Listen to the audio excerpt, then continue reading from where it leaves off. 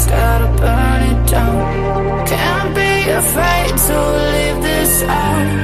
We got this far, don't know how. I see danger in your eyes.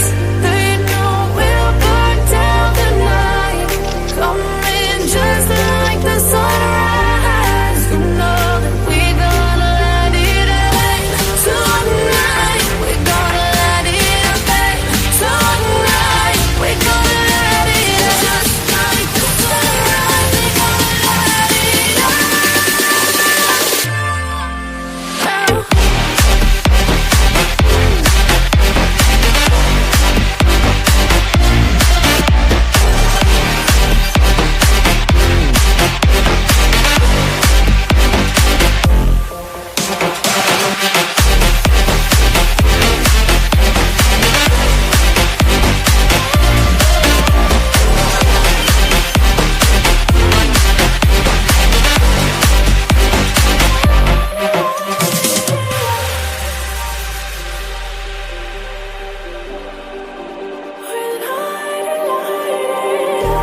Just like a spark that's breaking out.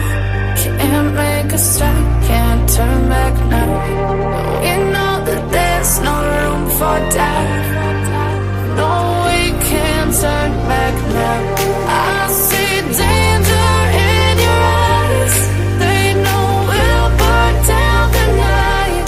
Coming just like the sunrise. You know that we gonna let it rain. Tonight, we gonna let it rain. Tonight, we gonna let it rain. Just like the sunrise, we gonna let it rain.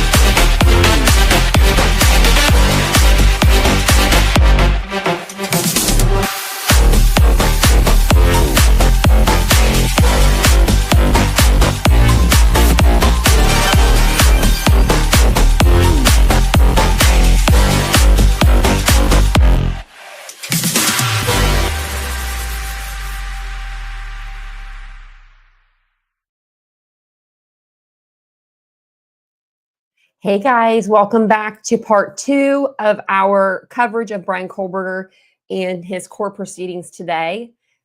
Just going to give you guys a brief overview of what's been going on. If you hear dog paws in the background, I'm sorry. I left the door open and I can hear a dog coming this way right now. There's one dog. So today, April the 9th, 2025, Bryan Kohberger, the man accused of murdering 4 University of Idaho students in November 2022, is appearing in court for a significant 2-day hearing in Boise, Idaho. If they don't get everything done today, that will be tomorrow. They'll go into tomorrow. So this hearing, which began this morning, it's focused on setting the final ground rules for his upcoming trial, scheduled to start August 11th this year, with jury selection beginning July 30th of this year. Prosecutors and defense attorneys are arguing over various motions, particularly regarding what evidence can be presented to jurors. So the hearing is addressing several key issues, including the defense's attempt to suppress a pile of evidence they want thrown out before trial. This includes DNA evidence, such as that found on the knife sheath at the crime scene, as well as items seized from Kohberger's apartment, car, and online activity. So the defense has challenged the use of investigative genetic genealogy, claiming it violated Kohberger's constitutional rights, though previous attempts to suppress this evidence have been unsuccessful, but they keep trying. Additionally, there are discussions about the cell phone geolocation data, which the defense is questioning its accuracy due to missing underlying data that could potentially benefit their case. So Judge Hippler is presiding over the proceedings. He may rule from the bench during the hearing or issue written decisions later, especially, given some of the complexity of the issues and of the case. So portions of the hearing are going to be open to the public, being live streamed. That's what we're doing. And some segments, those involving like sensitive evidence that they want suppressed, they may be closed to avoid, tainting the jury pool. So it it's very high profile case, and man, wow, we've got a lot to go over. So looks like, let me see if the court is still in session or still on break, or if they're back. They're still on break, but I will pull it up just in case so we know. And I'm going to say hey to everybody. But I figured I'd give you a brief overview before I got started.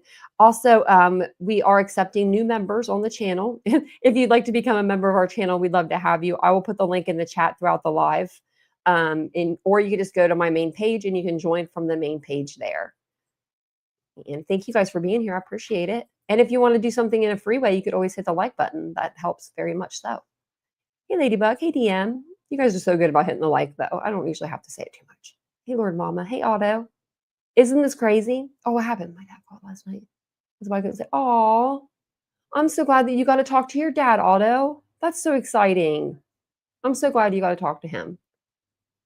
Ended up in another live last round. No hate to them, but it was too pro-burgery for me. It's funny. Vincent was looking, and he's like, "There's a lot of people streaming." He's like, Emily D. Baker, and I'm like, "Oh yeah, love her." I was like, "She probably has a huge crowd." And he said someone else. I was like, "Oh, I don't know who that is." And then he mentioned this creator that I swear is the woman version of Harsh Reality, and I was just like, "Oh, I forgot about her." I hit those three little buttons there, those three little dots, and hit the don't recommend. I think I did that a little too much because now I don't have anybody to. No one's recommended to me for Idaho 4 content. Hey, Debbie. How you doing? It's good to see ya. Hey, Courtney. Welcome in. Hey, Warfare. Oh, insomnia. Oh, man. You've been having that for a while. Can you go to the doctor, maybe get on like a sleeping medication? 4:30 a.m. in Australia. Oh my gosh, that's so exciting. Well, welcome in. Welcome in. Okay. War Player. Vincent went to go grab some food, so I'm going to eat whenever he gets back, but it's nothing major. I just had him go get me a pretzel from Sam's Club. It's so funny. He's like, "Do you want some like a Sam's Club pretzel?" I was like, "I do." Oh, the judge is so aggravated. Yeah, he is. He's done. He's over it. He was like putting his hands like on his like face and stuff. I was just like, oh my gosh, he can't help it. He can't help his facial expressions. I don't think. I don't think that guy can help it, which is it's good for us. It's funny. And I'm just glad that he's fair, but he's not giving them everything that he's not just throwing it to them. He's not throwing everything to the defense. Like Judge John Judge was kind of like, saying like a lot of yes to, things that shouldn't have probably been saying yes to with the defense. Oh, hold on one second. I'm going to unmute you. Hold on a second.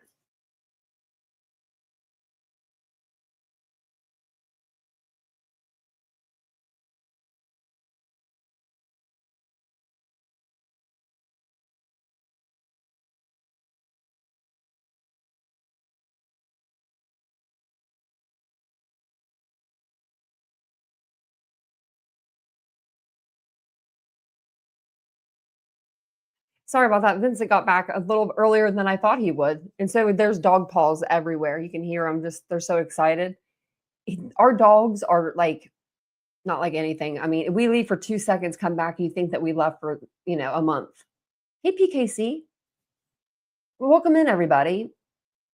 Yeah, he's really face plant impression. Yeah, he really is. He's like one of those people like me. I'm like that.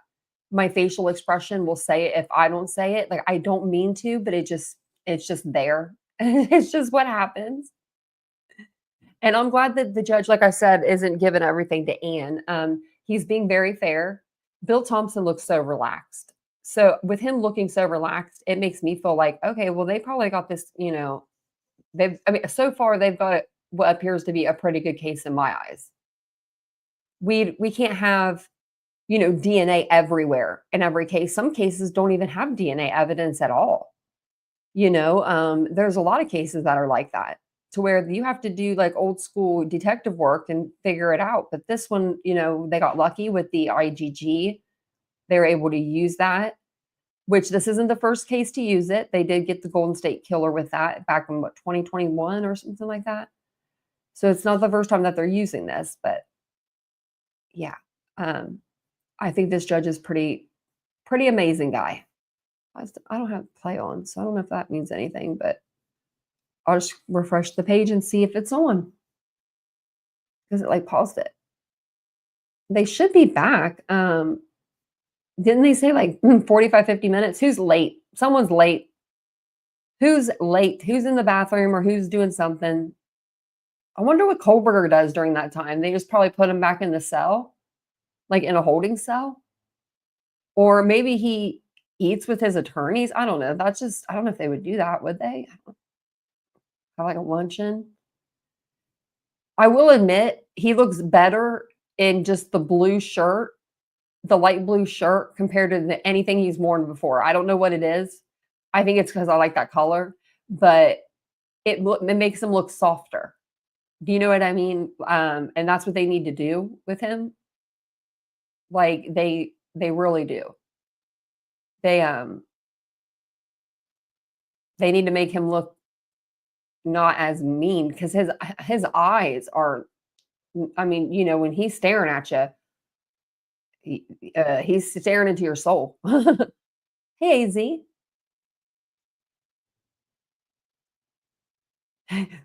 Oh, I can't imagine being in the courthouse holding cell. Yeah, I wonder what he is eating. It does make him look younger, yeah. There's something about it that it just makes him look softer or something. Maybe it's younger, more like, yeah, not as like, I don't know, not as mean. I don't know. And maybe it's because he has blue eyes. Maybe it's bringing his eyes out. I don't know. But Ann Taylor did do a good job with the blue shirt. There are certain. I was looking it up one day, and there are certain clothing like that. The lawyers will put their the defendants in to make them appear like they're softer, or you know, they're not like they don't look as mean. I was trying. I can't remember the colors, but I think they said stay away from like black. I'll have to look it up. We'll have to go over it one night. But it was because it was really interesting. Yeah, the blue really subdues his bushiness. I know he's so far from the camera, you can't really tell. And then that courtroom is very small compared to what I don't know why I thought it was bigger. We've been watching court hearings in there for a while now, but for some reason I was like thinking it was bigger. They're not going to be able to fit much people in there other than family and press, in my opinion. Like I can't think of anybody else that's going to be able to fit in there. Is blue a common color? Maybe that's why I like it. I have on my phone I got a new case like I don't know, probably a couple months ago. But I get these loopy cases. They're the best cases ever in the whole world, in the whole wide world. But they came out with this blue color and I love it. And I was like, I gotta get that. Well, I remember you guys told me when I was in California a year before last, I was trying on stuff at Target, and you guys really like this blue, like two-piece outfit. I have it, but I ended up buying the shirt there because they have it there, and then buying the rest here. But I've been loving it ever since. Here we go. Bushy eyebrows, I think. Bushy eyebrows. This is a defense motion. Put my headphones in. DM is considered an eyewitness, and eyewitness testimony is some of, if not the most impactful testimony in a trial. The testimony must be subject to close scrutiny before its admission is allowed. We seek that the use of the descriptor, bushy eyebrows, be excluded from use at trial because the witness with this descriptor is completely uncertain of what she remembers, and her description is derived from seeing the intruder for only a second. Whether this court applies Manson-Biggers, which I would say is not completely right on point because there wasn't a photo lineup and there wasn't a show up, or the court considers the science behind memory, the criteria you must look at is what factors influence the accuracy of the memory and make the testimony reliable, because reliability is the linchpin in determining the admissibility of identification testimony. Between Manson-Biggers and the science of memory, there are several factors that are consistently considered, and I'm going to go through a few of those. Factor 1, what was the opportunity to see? This is also known as first phase of development of memory, or the acquisition phase, and distance, lighting, and duration of exposure are important. DM is uncertain about the lighting. The stairs to her left were not lit. The kitchen may or may not have been lit, and the twinkle lights in the living room may have been lit. She described seeing the person for, quote, only a second, end quote. The person may have been 3 feet from her, or he may have been walking to exit out the back sliding glass door. The back door is further than 3 feet from her door and is not visible from where she was standing. We submitted 2 pictures as our exhibits to show you the vantage point of where she was standing in her bedroom. Her opportunity to see supports unreliability. Factor 2, the witness's degree of attention. This is where amount of alcohol has a significant impact on the analysis.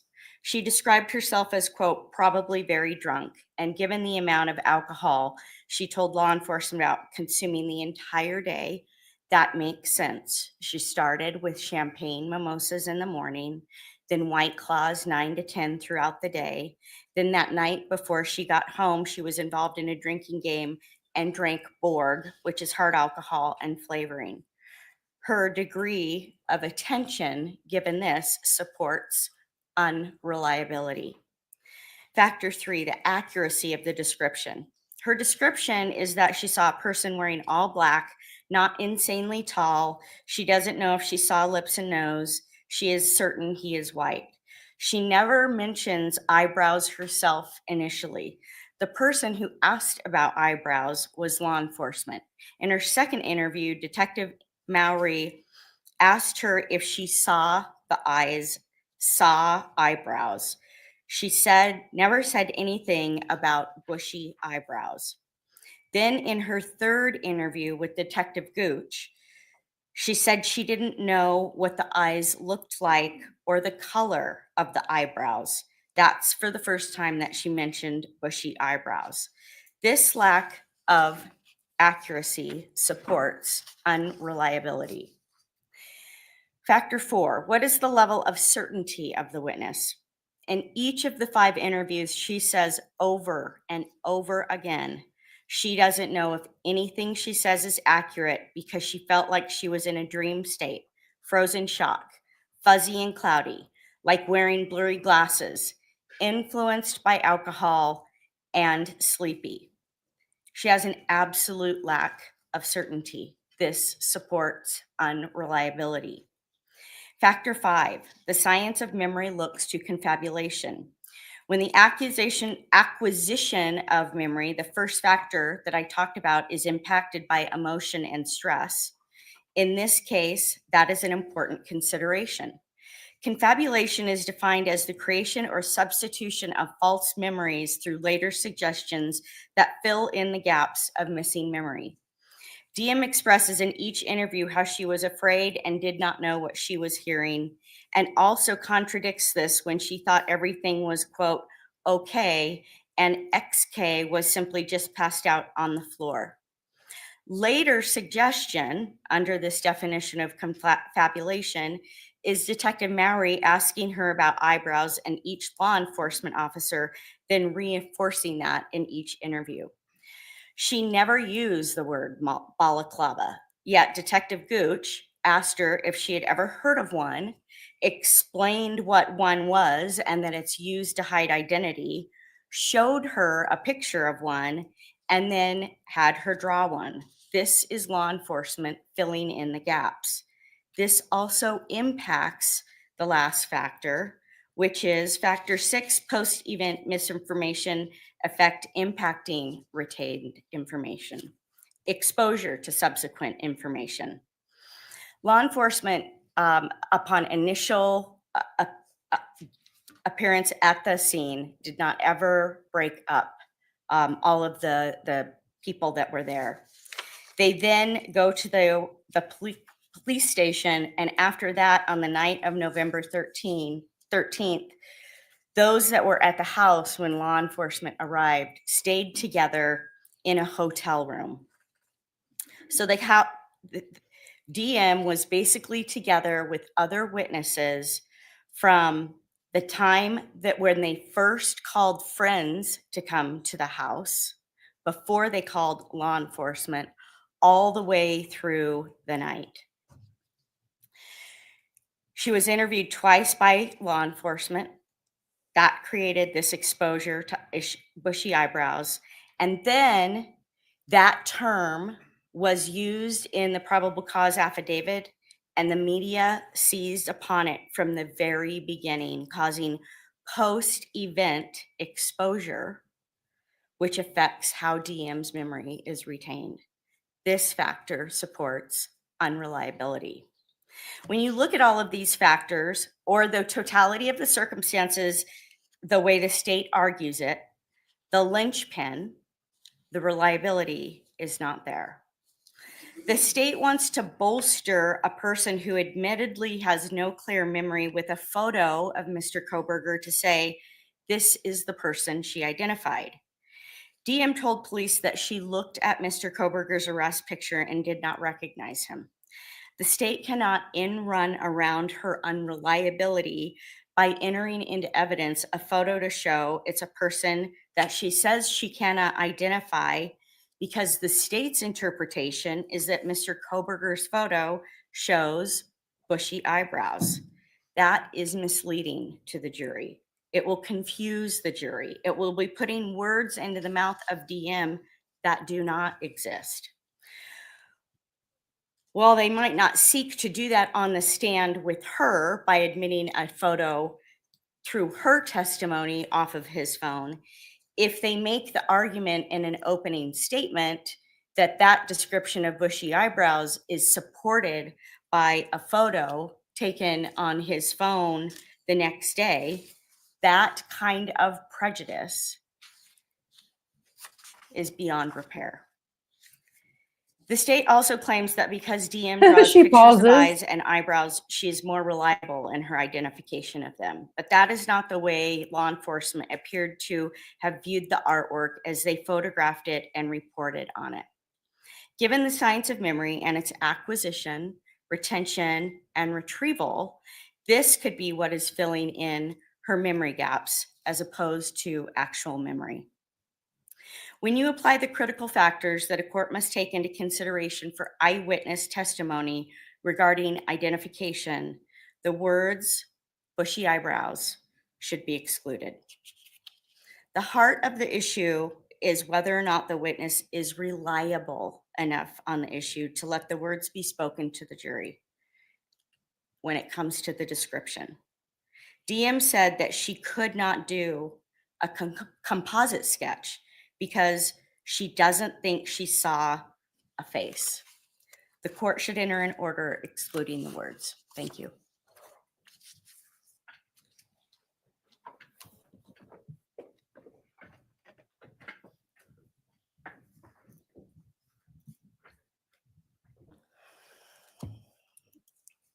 The defendant relies on the Manson-Biggers test. We just went through the 5-factor balancing test for the argument. However, that test is completely inapplicable in this case. Manson-Biggers has to do when there's a law enforcement-led identification process. The concern is that through suggestive techniques by law enforcement, it could lead to or create a misidentification. Well, that didn't happen in this case because it couldn't happen in this case. The male DM saw that night was covered head to toe. The only thing that was uncovered was a portion of his face. That does not lend itself to positively identifying any particular person. Therefore, an identification procedure was not used, and that Manson-Biggers test is inapplicable. Instead, on 4 separate occasions before Bryan Kohberger was even identified or arrested, DM gave consistent descriptions of the male she saw in the residence that night at around 4 a.m. Every time she described this person as being white, male, wearing all black, a few inches taller than her. She's 5'10", wearing a mask, skinny, athletic, tone build, and not a voice that she recognized. During 3 of those interviews, she then describes the male's eyebrows, and she describes them as being bushy. Obviously, there was some focus on the eyes or the eyebrows by investigators because this is the only portion that she could see. She never wavers in her description of the person that she saw.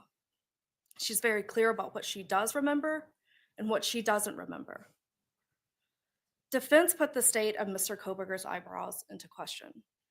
In an attempt to discredit DM's testimony or description, they wrote, "Mr. Kohberger does not have bushy eyebrows, but the artwork on DM's walls and the way she draws eyes and eyebrows could be described as bushy, full of prominent." So in response, the state attached a picture of Mr. Kohberger, and obviously that's a jury question, but it was taken only hours after the homicide, so the closest in time to when DM would have seen the smell. And we did this in order to, when we did apply the Manson-Biggers test, to show that it turned out to be accurate. Corroboration does not equal prejudice. The state doesn't intend to introduce, they're correct. We would not introduce that photograph through DM. We would attempt to introduce that photograph and plan on laying the proper foundation and relevancy at trial. There's no grounds to exclude this testimony. DM's the only living individual who saw the person responsible for these 4 homicides. Her description of the male, including any characteristics such as bushy eyebrows, is relevant to the identity of the killer. It is prejudicial, but it's not unfair. A jury should hear this evidence, and the state asks that the court rule accordingly. Thank you.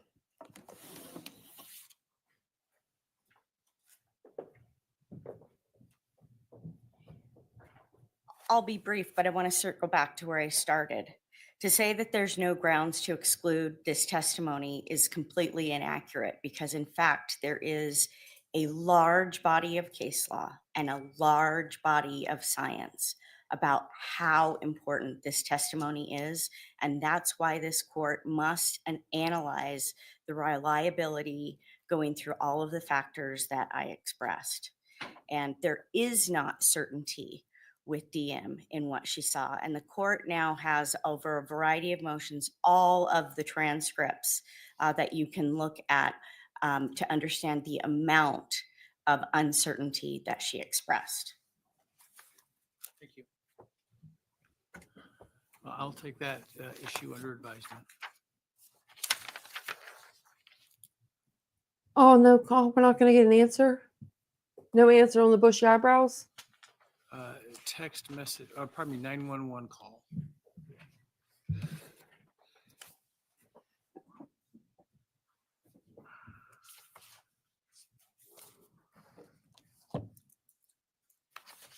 Judge, the state seeks a pretrial ruling that the audio recording of the 911 call and a transcript of that call are an exception to the rule against hearsay. The state submits that the entire 911 call should be admitted pursuant to IRE 8032 as an excited utterance.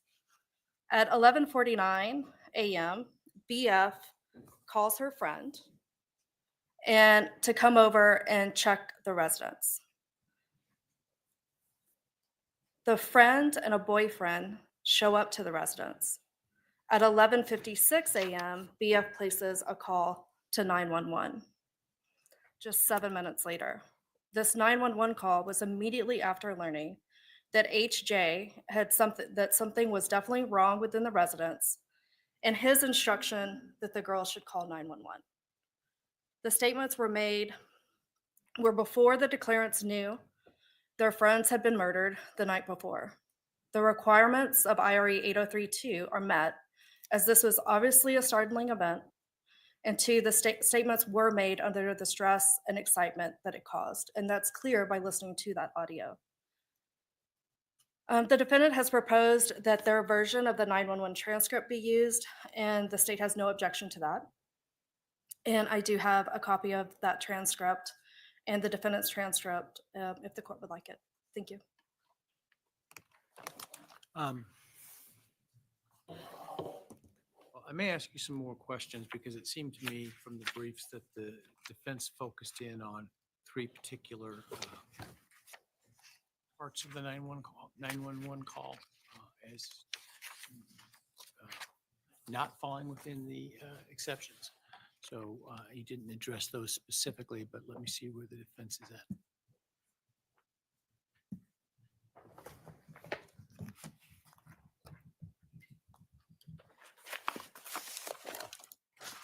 Your Honor, the best place for me to start is to probably provide you with some copies of the exhibits that we're going to want to talk about.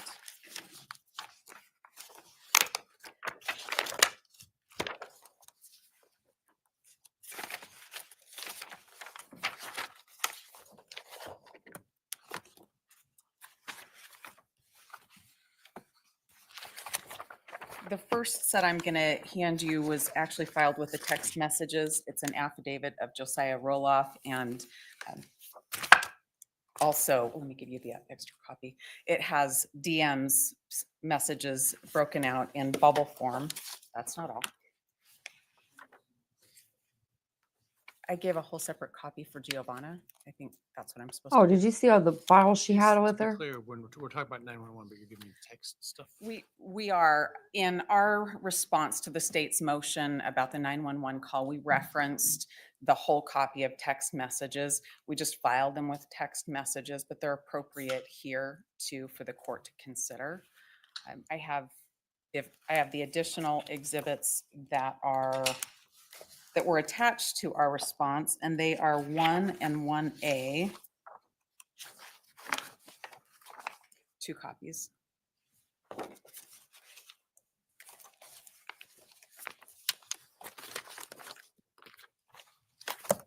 With those in possession of the court, I'll talk about the state's request. The 911 call is made 8 hours after whatever happened in that house happened, after the killings happened, according to the state's theory of the case anyway. The state wants to play for the jury the 911 call and give them a transcript of the 911 call as an excited utterance or a present sense impression. The context of all of what happened that night is captured in DM's text messaging. There's a separate text messaging exhibit for BF. But it's not that all of a sudden at 4 a.m. something starts to happen and then the 8 hours pass and they call their friends and are startled by finding out that their roommates have been killed overnight. There's a lot more that happens during that time, and to analyze whether they're under the influence of a new and startling event, the court should take a look at all of the text messaging, all of the use of Snapchat, all of the use of Instagram that happened. It doesn't start in the middle of the night and then just stop until noon. There is a whole lot more that's going on in that house. When you hear the 911 call and you analyze each of those statements, the only statement that could possibly be a present sense impression is that from HJ. And he really doesn't say a whole lot. The other statements that the state wants to capture in, one is attributed to a person with the initials EA, and that person is repeating what she's been told. She says one of the roommates is passed out. And then a bit later, under prompt from either DM or BF, she says, oh yeah, and they saw a man in their house last night. Those are not things that relate to an exciting event. She's reporting things that other people are telling. She's not somebody who observed any event in the house. If the court takes a look at Exhibit 1 that came with the 911 calls, it's a smaller transcript and it comes from the grand jury transcript. If the court will look at page 277, that's numbered in the top right corner, lines 16 through 24, EA did not see anybody in that house. She went in, went to the top of the stairs and went back out and she saw nothing. She never went back inside that house. Any statement attributed to her cannot be an excited utterance. She's repeating what other people have told her. Similarly, if you look at the grand jury transcript, this is 1A, this relates to DM, and I'm at page 187, lines 12 through 16. DM is not responding to any of the statements she makes on the 911 call to a startling event. She says that for a brief second, she saw XK, but thought she was passed out from the night before. She also wants to talk about what she saw at 4 a.m, and the dispatcher stops her. Looking at page 190 of that same 1A transcript, DM talks a little bit about that morning when she woke up after whatever happened in the middle of the night happened inside that house, that she reviewed the text messages between her and BF from the night before. She was busy from about 9 o'clock in the morning on her phone. She was on Instagram, she was on Snapchat, she was on Indeed, she was editing pictures sometime in the night as well. This is not somebody who was asleep and then woke up and was startled. She is actively reviewing things that happened on her phone and communicating with other people. Any statements she made on the 911 call is not the result of a present sense impression. It's not the result of an excited utterance. It is somebody who's been awake and thinking about whatever she and BF talked about the night before and communicating with a lot of other people before that 911 call is made. The court should not admit the 911 call as an excited utterance, and the court should not admit the transcript for the same reason. But if the court chooses to admit one, having both is cumulative. So it would ask the court to exclude the 911 call.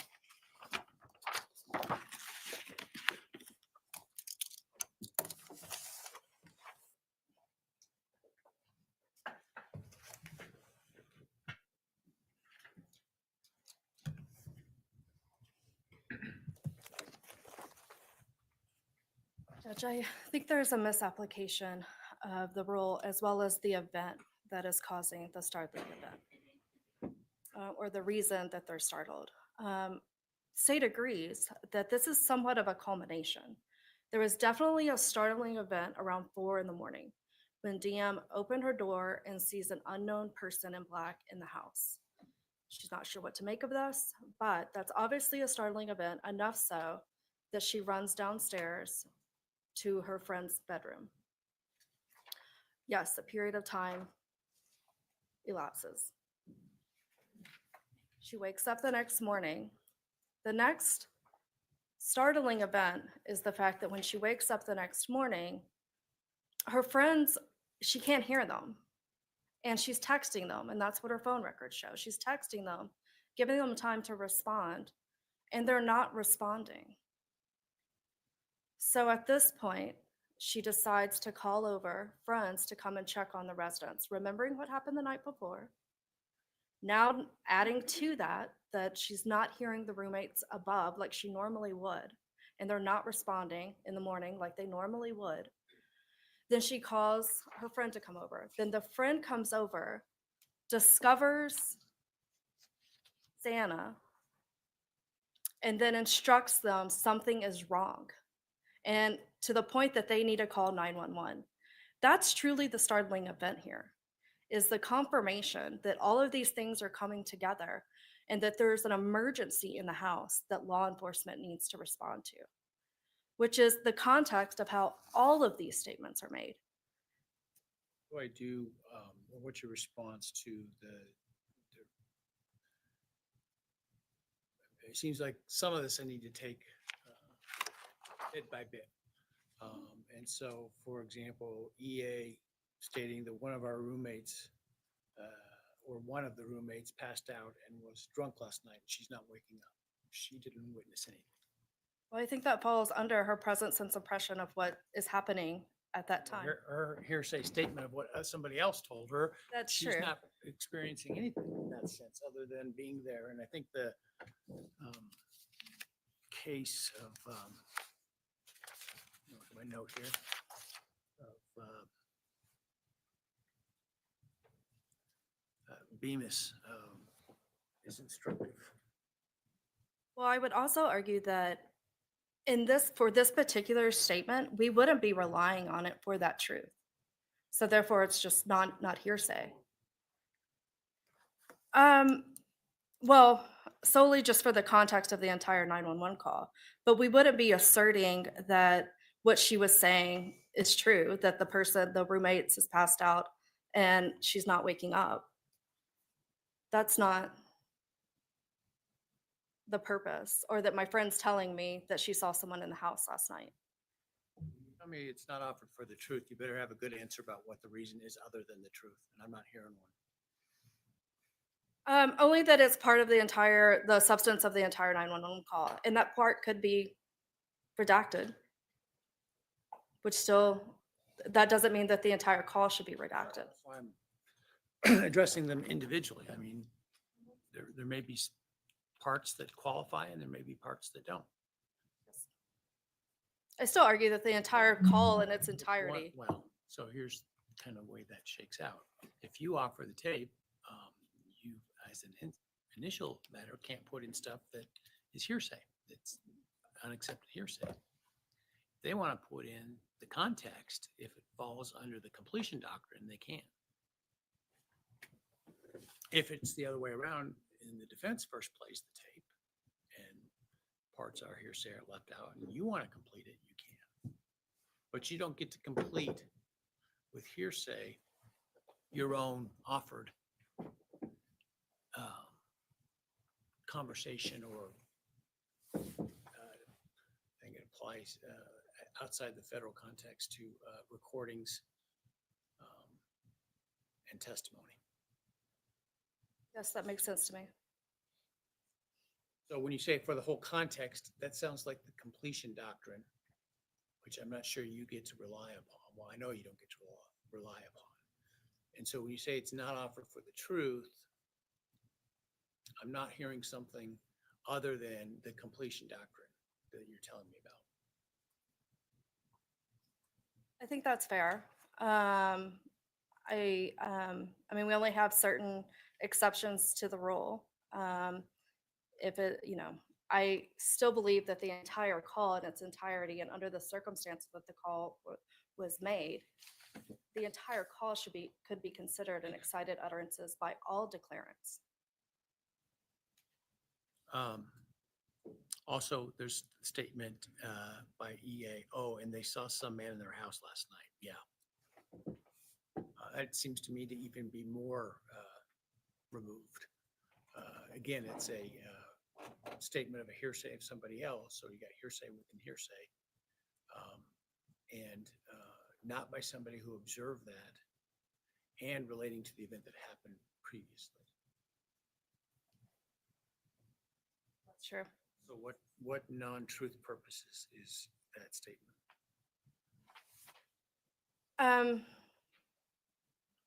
Again, I would just have to say that the whole Because call is that seems excited. to me to be even more concerning, Right. right? The first one, I mean, my roommates aren't waking up, and we're going to have that confirmed through other evidence. The statement hearsay that the roommate saw somebody is perhaps more of a piece of contested evidence. Agreed. I still, Concern about being an offer for the truth is even greater there. right, and the appropriate remedy, when there's not any grounds for relevancy for this, would be to solely redact those portions of the 911 call, not to exclude the entire call.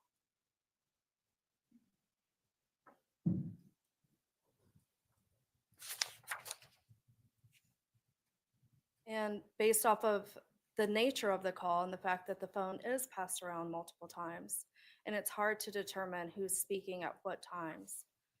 And obviously a lot of emotion in their voice considering what's going on.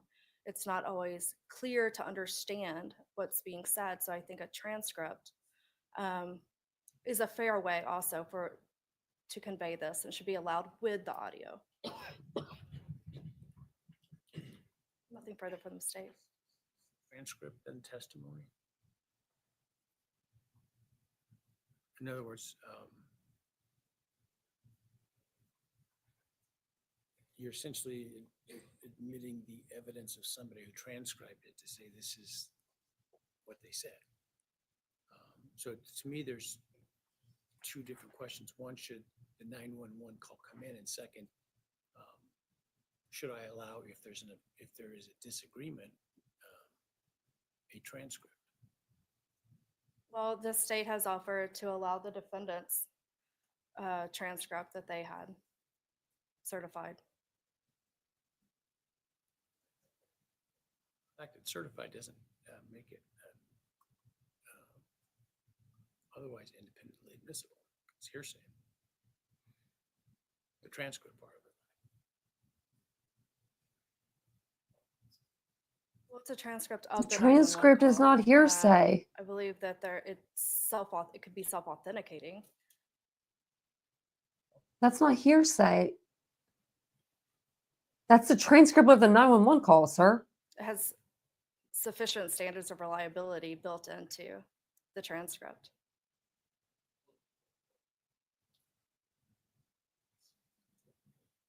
That may be one.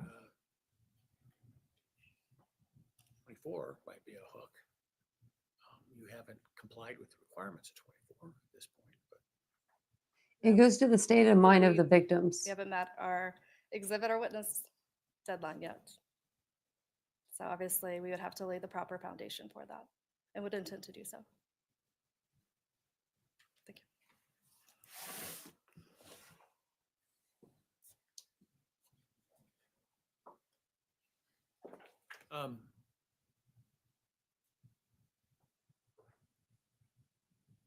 Right, I think I need to take a statement by statement approach to this.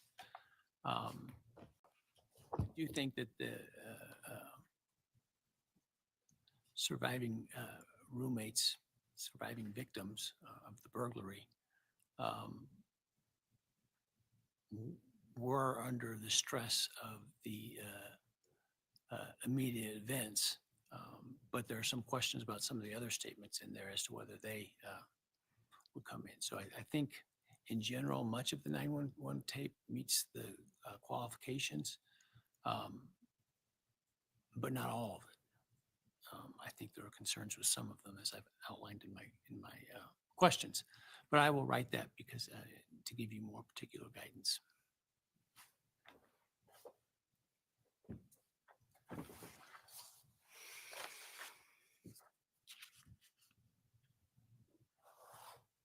All right, the text messages and testimony.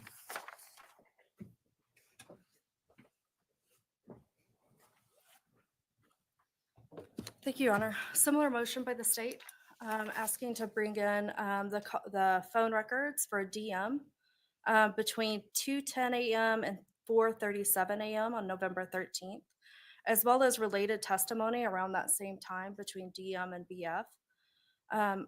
Again, the state submits that there are allowable exceptions to the rule against hearsay to allow these statements to come in. I broke those down in my motion and reply and the applicable rules for their introduction. This is a much easier piece of evidence in order to be able to present certain time periods and not put in non-hearsay. It's much easier than an audio recording where we would have to redact. But for the messages that DM sends and the messages that BF responds, I think all of those are allowable under the excited utterance, as well as the present sense impression exceptions to the rule against hearsay. If you have any questions about any specific messages.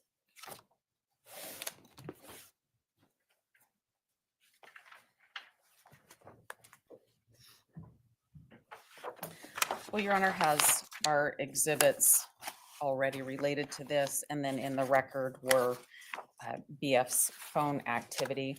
I don't need to quote extensively from those.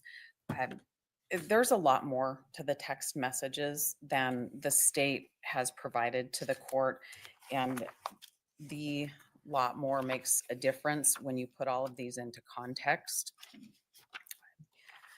We went through some of those in our briefing, and the court can see that there's even more when the court looks at the exhibit. I understand from the court's previous statement that the court would accept a complete copy of something versus just pieces of it. Well, I could offer Qualifies for it. the completion document. If it's necessary to explain the prior admitted stuff and it's close enough connection in time and in subject matter. And so there's some questions there. It's not just automatic. We certainly would understand that we'd have to present some information or cross-examine witnesses about that. The additional bits of information that are contained in that record around that same time frame, though, provide a much better context when we're talking about other communications with social media, with saving pictures, creating new contacts in one's cell phone right before the texting starts between DM and BF, and then subsequent to that, looking at pictures, editing pictures, calling family members. There's a much bigger picture than just this tiny little piece of texting between the two parties there at night. Further context about these messages the court should be aware that it's not just these messages. There's a lot more activity going on between these two people. And it's hard to tell what it is because there's telephone calls and those kinds of activities, as well as going down to one another's room, spending the time together, talking to each other, really take it out of an excited utterance because it's an entire transaction between the two people. It's not just a tiny little piece of context with this group of text messaging. And the whole is what matters here and takes it away from being excited utterances because of the other activities of the two people. The activities that occur after. So for example, the texts between, at 4:18 or 4:20 or whatever, those aren't affected by the later activities of, surfing Instagram or whatever. And I'll be interested to hear the testimony of the two young ladies because my experience with that age group has shown that where you or I might phone somebody, others might check out their social media to see where they're at or what they're doing, right? And so understanding how they're using those apps is also important. It is important, and I would refer the court to our affidavit from Mr. Roloff, talking about the Snapchat activity, talking about Instagram, and there's a way to tell if somebody's active on Instagram versus just having it open in the background of their phone, and those are things that were going on, as well as editing pictures. The picture editing happened in those overnight hours. Instagram happened later in that morning. Wouldn't affect the excited utterance and present sense impression of the earlier 4 o'clock text, I guess is my point, because those are afterwards. Those are after they retreated to the room together and, and what happened there. Mostly I agree. There were things that happened right before DM created a new contact at 3:51 in the morning. Before There- anything happened that was of an excited nature. If you accept the state's timeline for that, and we don't know that yet. The foundation that will have to be laid, but that's their version of the time events, and that's then the jury's job to figure that out. Shortly after the last text message, and I'm talking just minutes, DM and BF are doing different things on their phone that night as they get together that night. There's the period of time that they're together in that room, both before there's a break in activity. There's not really a break in DM's phone. That is pretty well continuous. And there is a break for BF, but it starts again right away. So I understand the court's looking at an isolated part of time, but I think it's important to understand what activity was happening leading up to that and what activity happened immediately after that, when the two of them are together downstairs, to put it into context. one of the other concerns is the use of this text messaging, not just through the witness that's testifying, but to bolster each other's testimony or to bring in somebody else's statements through another person. So I think that it's important when the court analyzes if this is really an excited utterance to look at what's being said, as well as to understand the context right before and the context right after, not the next morning, the ones continuous, but right after. Well, there are several things that I have to look at. One is, first of all, is it hearsay? Is it an assertion? Right? So,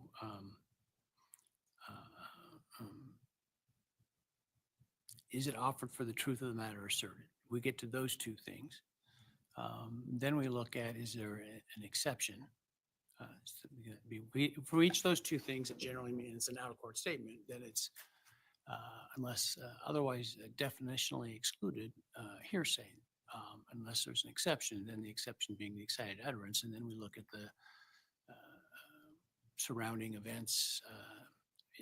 Is it common or current present sense impression? Look at the surrounding events, what's said. Much of it is not assertions necessarily, or I would imagine some of it not offered for the truth, but simply to establish a timeline. And so I'll look at all of those things, but I don't think I can just look at the whole thing in whole and say, well, because they later on were doing things that, 19, 20-year-olds do with their phone, doesn't mean that what happened earlier wasn't an excited utterance. I understand. Our position is that those things that happen immediately thereafter impact the nature of those text messages that occurred between the two. All right. Next item is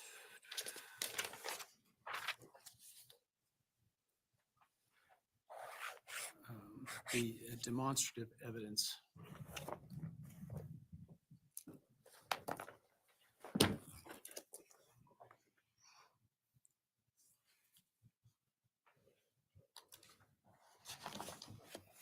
Thank you, Your Honor.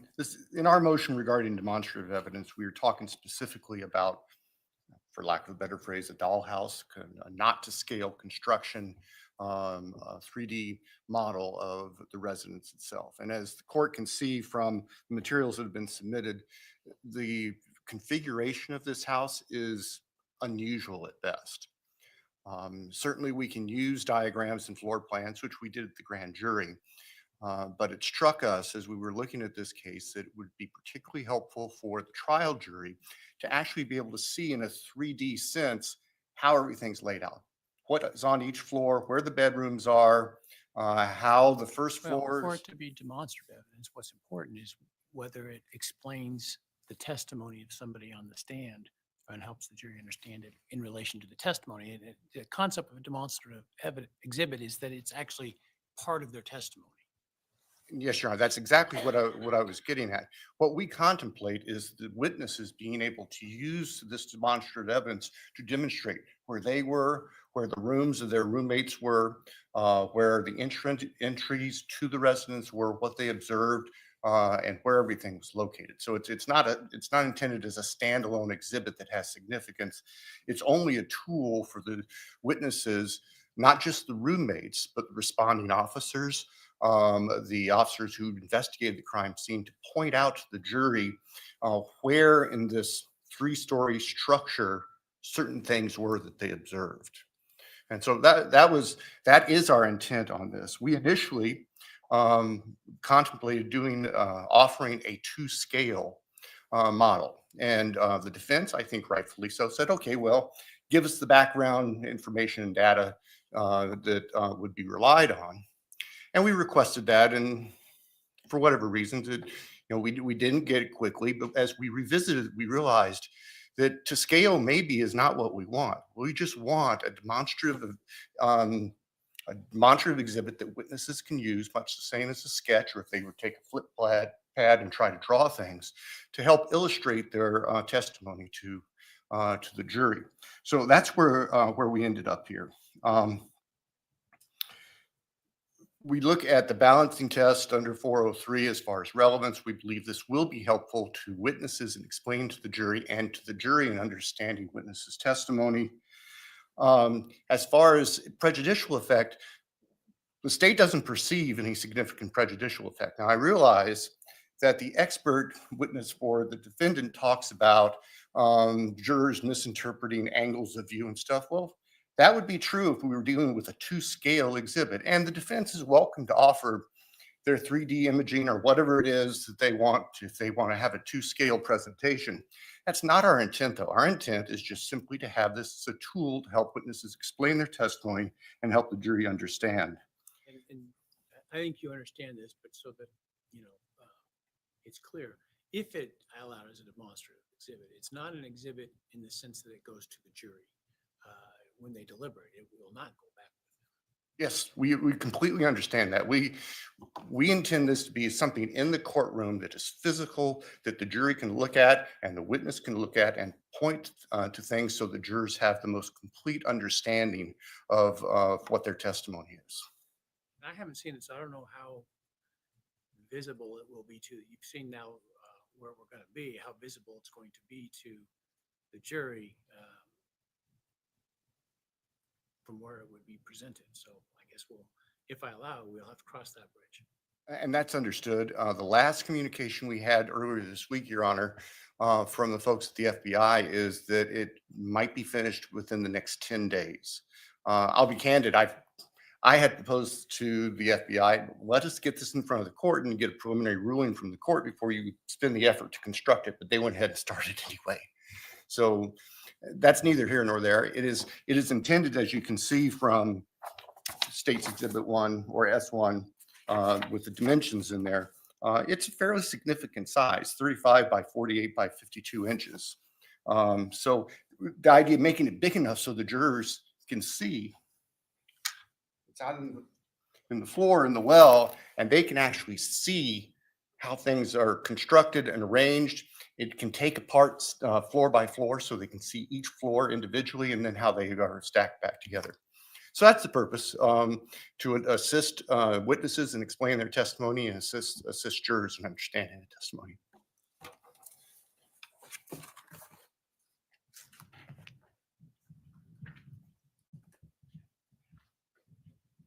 Your Honor, we request that you exclude the state from using this dollhouse model. As is everything we're talking about here today, we're talking about Mr. Kohberger's constitutional rights, and we're talking about the rules of evidence. In this case, though, Your Honor, this goes beyond that. This is something that came up in 2023, the fall of 2023.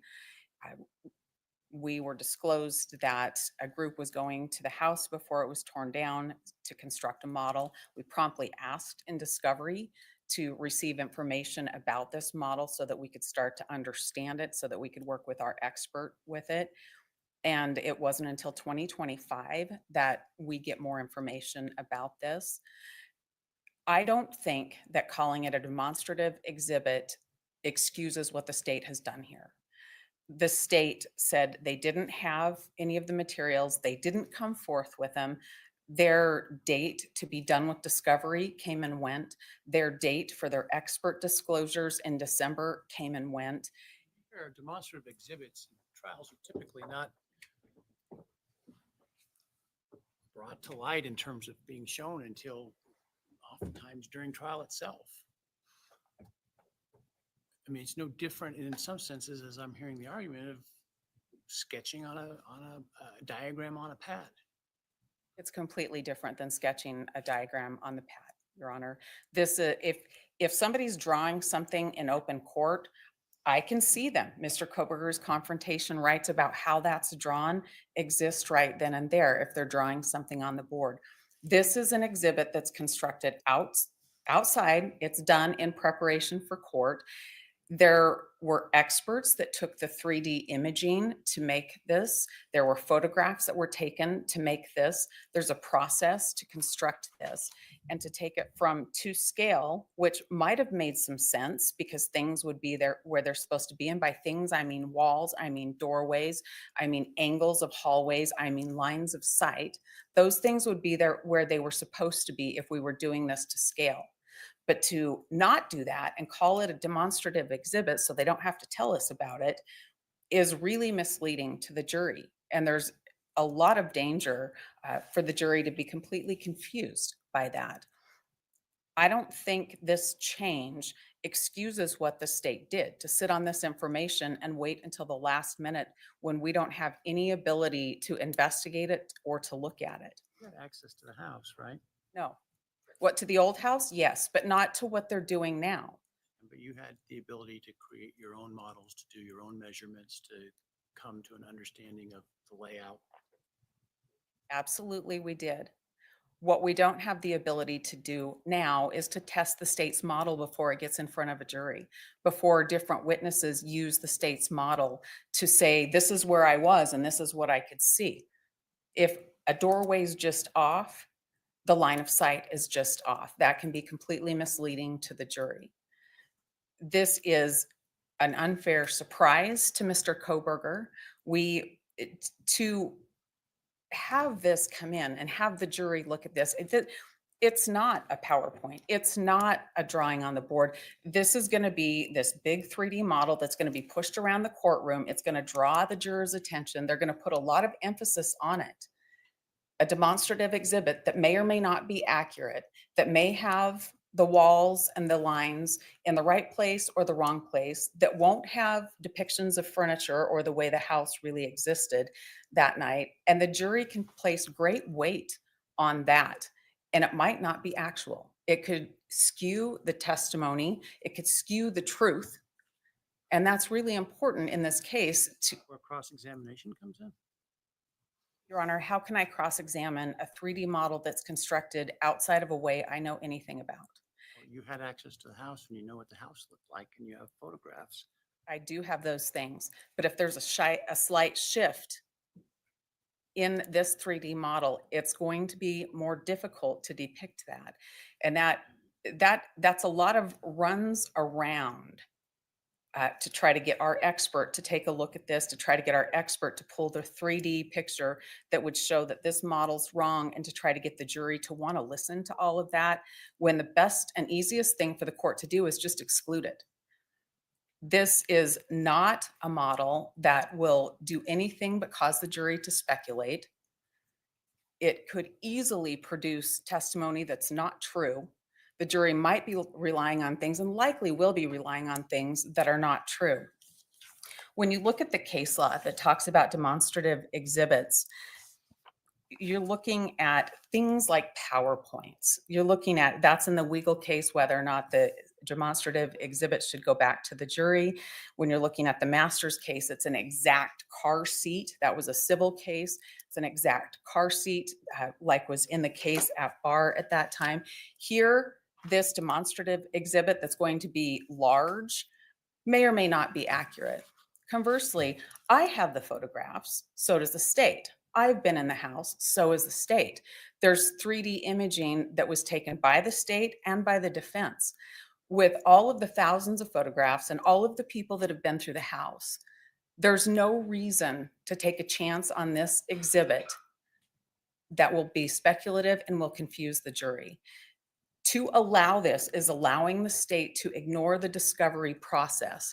They're just slapping a new label on this model and saying it's not to scale, so we don't have to disclose anything to you. To allow them to rename this is a violation of Mr. Kohberger's constitutional rights to due process and a fair trial. This should absolutely not be allowed. Mr. Kohberger we have done everything we can to be apprised of what the state's going to do. And at the last minute to pull this out after we've asked in discovery for this and to label it a demonstrative exhibit, Your Honor, that just can't happen if Mr. Kohberger is to have a fair trial and if his due process rights are to be adhered to. We strongly object and ask the court to order this The excluded. 3D, or in the, I don't know if it's LiDAR or what they use, the 3D information. I'm sorry, Your Honor. You have the laser information, As of March 4th or 5th, I think that we did receive that. We sent that to our expert. He wrote a declaration in support of our objection to this to let you know how long it would take him to do the work necessary to even measure this, and then he'd need an on-site visit for this. And if the court allows it, that's what we have to do. But the court should be well aware that when the state does these kinds of things, these things mean taking their time and throwing things out long after deadlines come. There's a ripple effect that happens. We have to work with our expert. The expert has to carve out time in his schedule. We have to take time to understand what's happened and figure out how to respond to it. We are very close to trial, and those deadlines are important for a reason. All of the stacking up of things like this at the last minute outside of the deadline set by the court and outside of the rules further prejudice Mr. Kohberger and his ability to have effective assistance of counsel at trial.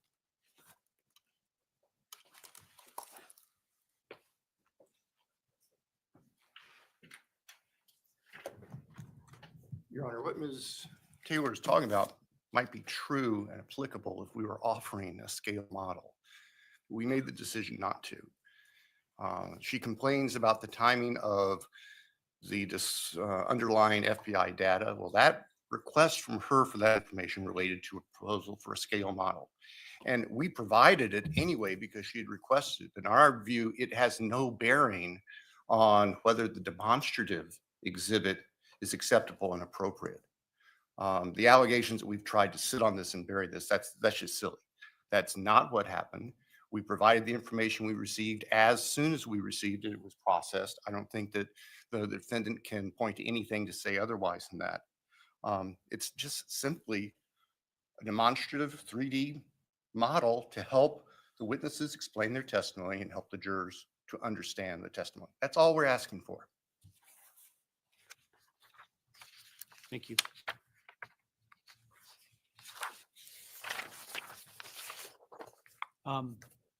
I will give you a written decision on this soon, shortly, but there is a significant distinction between demonstrative trial exhibits or trial models, charts, things of that nature, and attempts to use things for evidentiary value in and of themselves. And the more complex, it's not particularly different than a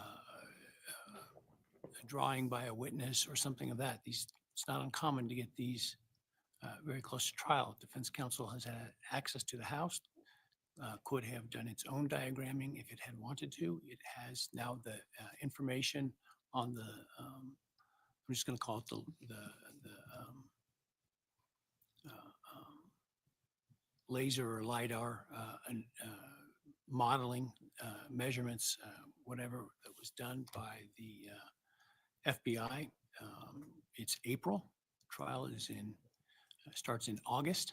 I think there's plenty of time for the defense to respond to an item that is not actual evidence. It is simply part of testimony that will be forthcoming at trial, and will not go to the jury. Jury will not have it in its presence when it deliberates. I don't see, frankly, the concern with respect to the use of a model in a case like this. So I'm going to allow it. The state will make it available to the defense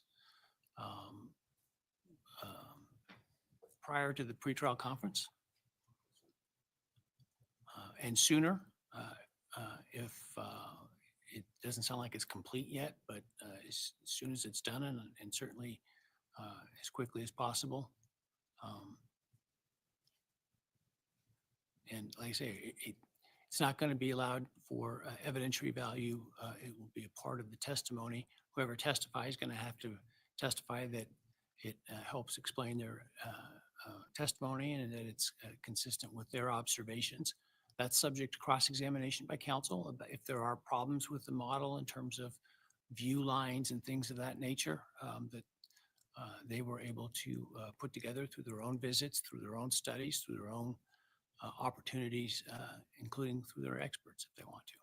So.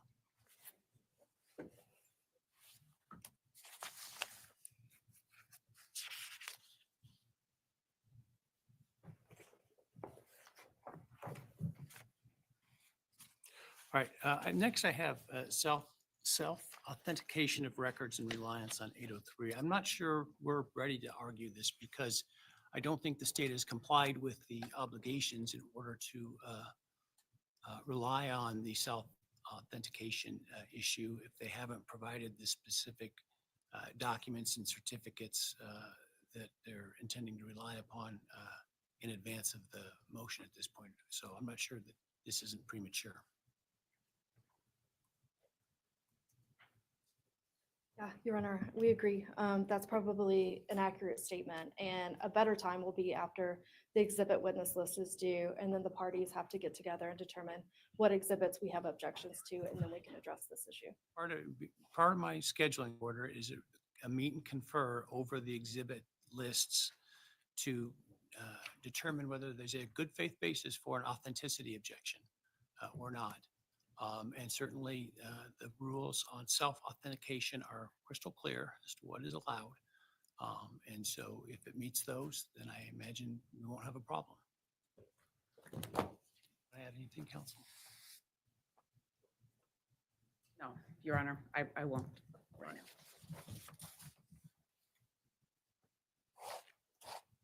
All right, let's talk about alibis.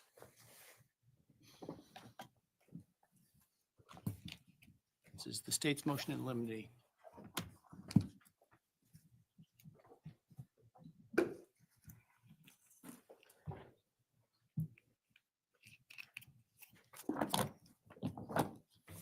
Thank you, Your Honor.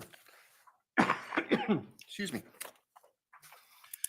First off, I want just for the record to make a record of the corrections to the typos that I missed in our initial filing. I emailed Your Honor's staff attorney and counsel over the weekend. There were dates that were wrong. Page 1, item number 2 of our motion. It should be July 27th instead of July 22nd on that particular court filing from 2023. We overlooked, and I apologize, the defendant's July 24th, 2022 initial alibi response, which, as the court can see, essentially wasn't a response at all other than we'll come up with an alibi at some point. And then page 2, item number 7, it should be February 29th instead of February 23rd for the date. And I apologize to the court again for those oversights. And they're certainly entirely my fault.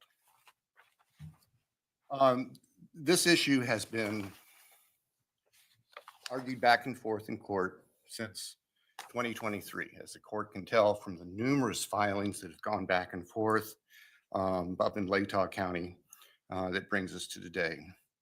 The state filed in accordance with the applicable rule and statute 19-519 and Court Rule 12.1, a discovery request with an alibi demand that requires the defendant to specify the place or places that he claims to have been at the time of the alleged offense, and then identify witnesses who the defendant intends to rely on to establish that alibi. The state's position is that to this date, the defendant has yet to do that. The best that we have is the defendant was out driving around. Well, we knew the defendant was out driving around. We have other evidence that show the defendant was out driving around.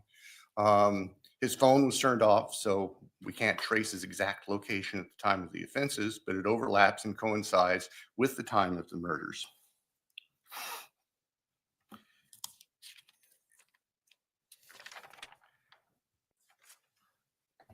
The can's been kicked down the road several times on this, and it's nobody's fault. Judge and afforded the defendant multiple opportunities to provide a compliant alibi response. That never occurred. The defendant's response from April earlier this year,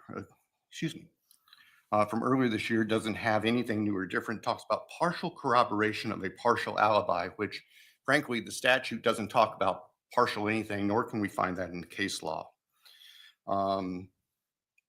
The defendant acknowledges that their cell phone expert, Mr. Ray, can't account for the time of the homicides itself. Of course, we know that because his phone was turned off. So the only person who can testify to an alibi, if there is an alibi, is the defendant himself. If he elects to testify, that's fine.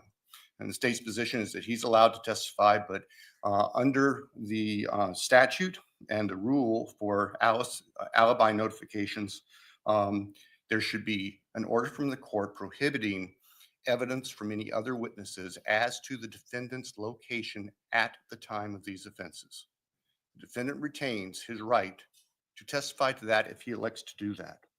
But nobody else should be asked to testify about specific places where the defendant has been, because we can't respond to that at this point.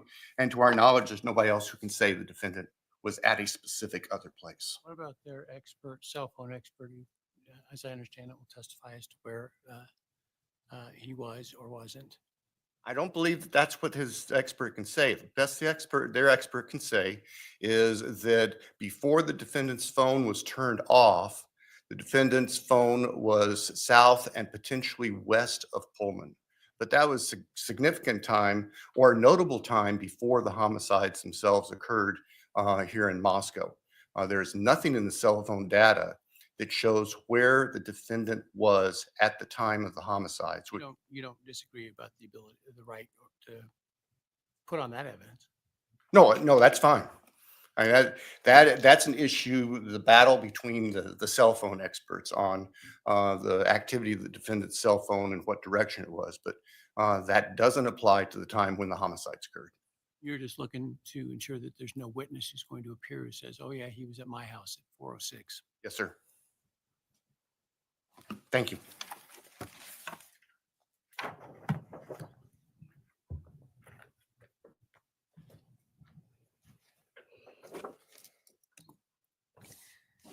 Mr. Kohberger has consistently maintained his innocence and said that he was out driving in the early morning hours of November 13th, 2022. And he can testify to that. I'm going to get to that. We provided Mr. Ray as a partial corroboration of Mr. Kohberger's alibi in an abundance of caution. The thing I didn't want was to be here with Mr. Thompson saying they should have told us they had a partial corroboration, now they can't use it. So that's why we disclosed Mr. Ray as early as we possibly could. Mr. Ray took the stand in a motion hearing last May, I believe, and the state chose not to cross-examine him. I disagree that Mr. Judge gave us repeated opportunities to produce more.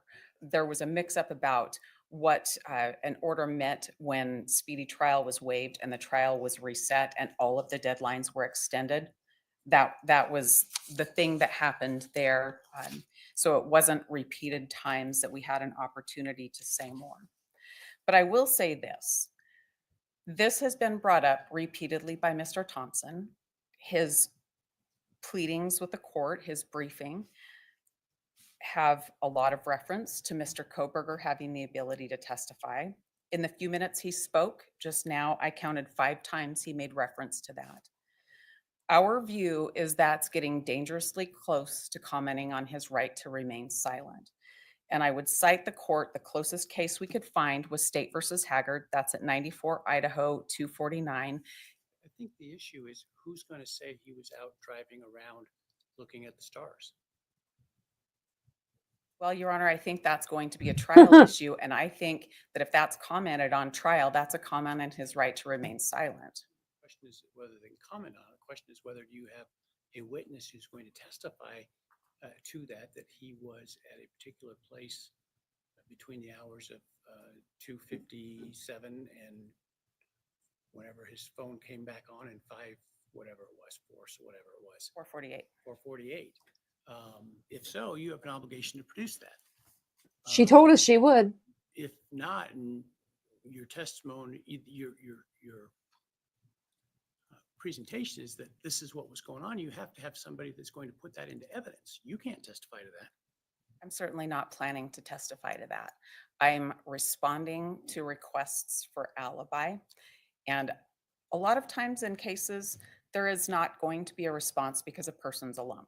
The court's aware of that. But when you have what I considered a partial corroboration, that had to be put out there so that I could make sure I could call Mr. Ray to the stand. I don't think they're contesting that, so as far as I can tell. That's what I heard them say today as well. I'm explaining why we put that out there. I would say that the state is continually asking a question that is a problem that hasn't arisen at this time yet. The only fear that I have, because of their repeated questions, is that there is something somewhere in the 68 terabytes of discovery that I haven't come across yet. If that's the case, I'd ask the court, if they know of it, I'd ask the court to order them to tell me about that. I can let the court know I haven't read every document in 68 terabytes. I haven't watched every minute of video in 68 terabytes of discovery. We have answered the question now. We've answered the question before, and this continues to come up. I would point out, though, that Idaho Code 19-513, subsection 3, that says if we learn of an additional witness that was not previously known, we can disclose that and the state can challenge that at a later time. I don't have that person now. But if I continue to review discovery that the state produced to me and I find something, then I'll bring it up. But I don't have that now. What I have is partial corroboration, and that's what I intend to produce. I also intend to cross-examine the state's expert about that if he's allowed to testify. That's it.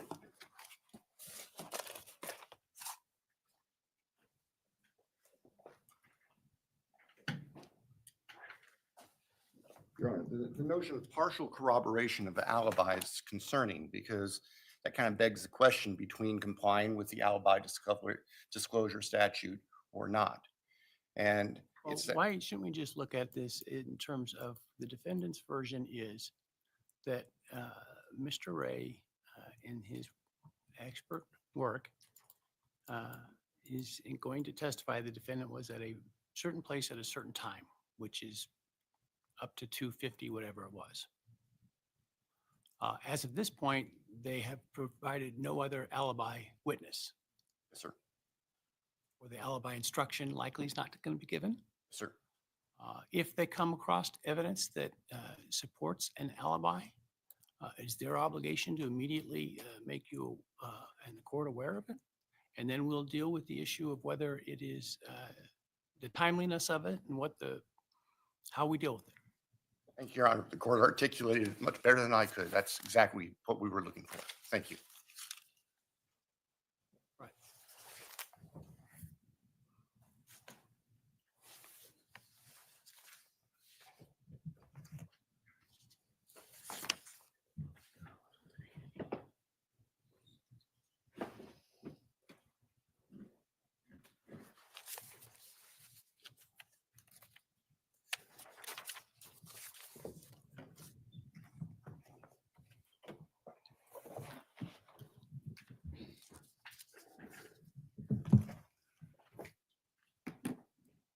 All right, let's talk about the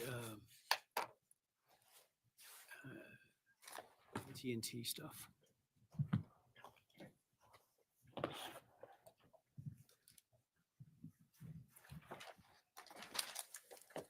Thank you, Judge.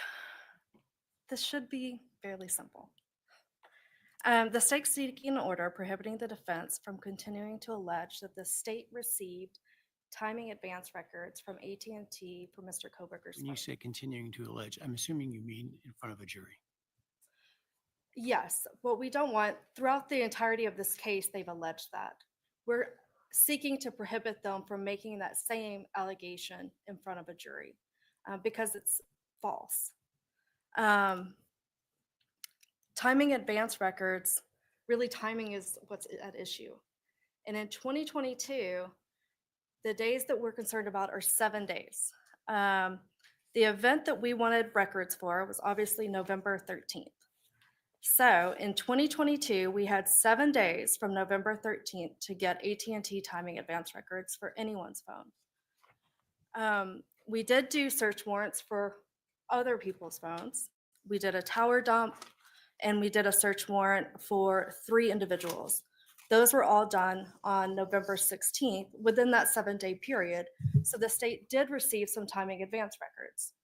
However, by the time that Mr. Kohberger was identified in December 19th, and by the time we applied for a search warrant for his AT&T records, we were outside of that 7-day window. So there were no timing advance records to be received, and we did not receive any. The state has submitted an affidavit from Stephen Gordon, the AT&T Director of Compliance, essentially stating that we sought timing advance records, but they were not included because more than 7 days elapsed since November 13th, 2022, and the date of the search warrant, December 23rd, 2022. And the state just submits these affidavits should be dispositive of this issue. The defense filed a document yesterday, and I don't have all the attachments, but it talks about a timing advance that was produced by AT&T in last April, I think. Yes, so for that, it's still in reference to these search warrants that were initially asked for in November 16th of 2022. We did a part 1, and then later we did a part 2. But because we put in that request within the first 3 days, obviously a preservation request was also put in. So those records were obtained. So again, we're So talking. you're indicating that there were records obtained as part of your prior notification of need for AT&T to preserve those records. I have nothing further. Thank you.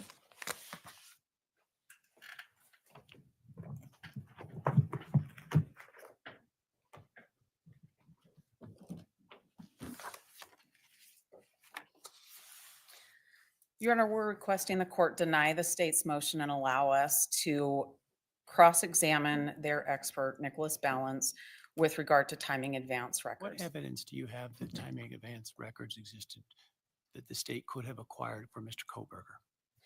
Well, Your Honor, specific. I've read your affidavit of Mr. Ray, and he seems to entirely ignore the 7-day issue and doesn't address it. Your Honor, his affidavit, I think, starts before to explain to the court some of the history about where the timing advance records come from. When Mr. Kohberger was identified, I'm going to jump ahead and tell you why I think I should get to ask Nick Balance about these records. When Mr. Kohberger came to the attention of the state and they began doing search warrants for Mr. Kohberger's records, on December 23rd, there were 2 separate search warrants for Mr. Kohberger's AT&T records, and they requested timing advance records. And one of the pages that we gave you was the carrier request that said, give us 7 days worth of timing advance records. There were 7 days back, at least 7 days back at that time. Those have never been produced to us. What I've learned in working with Mr. Ray is that obtaining timing advance records now goes through a different process than it went before.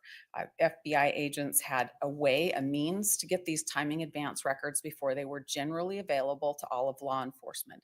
Generally available now comes through the GLDC program, and that happened in 2023. But he's not indicated he has any evidence that, at least for this time of the murder, that those would still be in existence. We've never heard from Nick Balance, who is FBI and who has the back door. From AT&T. You've heard from AT&T that GLDC did not produce these records in 2022. You've absolutely heard that from AT&T. What you haven't heard is the other way that, That's the other way. I haven't heard that either. I've heard a general description and I've heard in the affidavit that he received some once and they said, oh, no, don't use those. I don't know if those were acquired within the 7 days. He doesn't address the 7 days. And that's a glaring, particularly given the inflammatory language in that accusations in that affidavit, it's a glaring omission. Your Honor, we don't even have the 7 days worth, which is what the carrier request says. That For the 7 days that he's back home, maybe. I'll ask the state about those, if they receive those. I'm not sure their search warrant covered that time frame, but Your Honor, I would say that it did, and I would say their first search warrant was just a 48-hour period. It asked for timing advance records, but then the second warrant, you would which agree there's no evidence that AT&T provided those or that those were still available by the time that Mr. Kohberger was identified. Your Honor, An officer of the court. as an officer of the court, I would like to ask Nick Balance that, and here's why. Here's why. The things that I've learned is that the 7 days is on paper. Sometimes they go back further than other days. What's the evidence of that, counsel? The evidence has been in the practice that I've learned from people that I've worked You're giving with. me that testimony now? I'm not giving you testimony. I'm answering the court's question.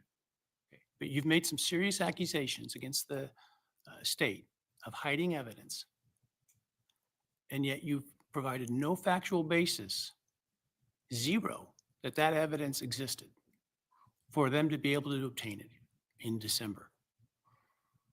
Your Honor, in April of, or I'm sorry, it was probably by the July date that I got it of 2024, I got records from 2022. In some other time in 2024, I think it was May, I got 3,800 people's timing advance Because they were records. asked within 7 days of the date that they sought it. It was the tower dump from the night of the murder asked within the 7 days. I understand that. Okay. So where is the evidence that Mr. Kohberger's timing advance records from AT&T were available to anybody in December without a prior request that they save those? Well, I don't know if they made a prior request that they save those. Well, they wouldn't because they didn't know who he was. You're correct. They didn't know who he was until I think about December 19th. Right. Their warrant for his full scope of records, the second AT&T warrant, asked for all of the records. I haven't seen any of them. That's, even if they were just the 7 days back, I haven't seen any of What them. you're talking about now is a discovery issue of those 7 days that don't sound like they're particularly relevant to the murder. That's a discovery issue you can take up with the court through a motion to compel, which you have not filed. It's not an evidentiary issue in which you can lay down Mr. Ray's conspiracy theory without any evidence at trial. Your Honor, we have litigated this issue quite extensively throughout the course of the case. The timing advance records, once I understood how timing advance works, became very important. We've heard different things now than I've heard at different times in the past about this, particularly about the 7 days. That's newer information to me now. But the carrier request forms tell me I should at least have that. I want the court to know that we have had motions to compel on this very issue. We have had different bits of information. For the 7 days that are after December, in December? No, Your Honor, because the 7 days is something that's newer and has been brought to my Our attention more motion to recently. compel related to timing advance records for November 13. Our discovery requests were for all of Mr. Kohberger's timing advance records. Our motions to compel covered all of them too. I have this carrier request now that says 7 days, and I have the affidavit now that says 7 days. Those are not things that I always knew when we were litigating this issue. Okay. Those are new bits of information. To me, it is a little bit problematic that there's been things that have changed and there might be records out there.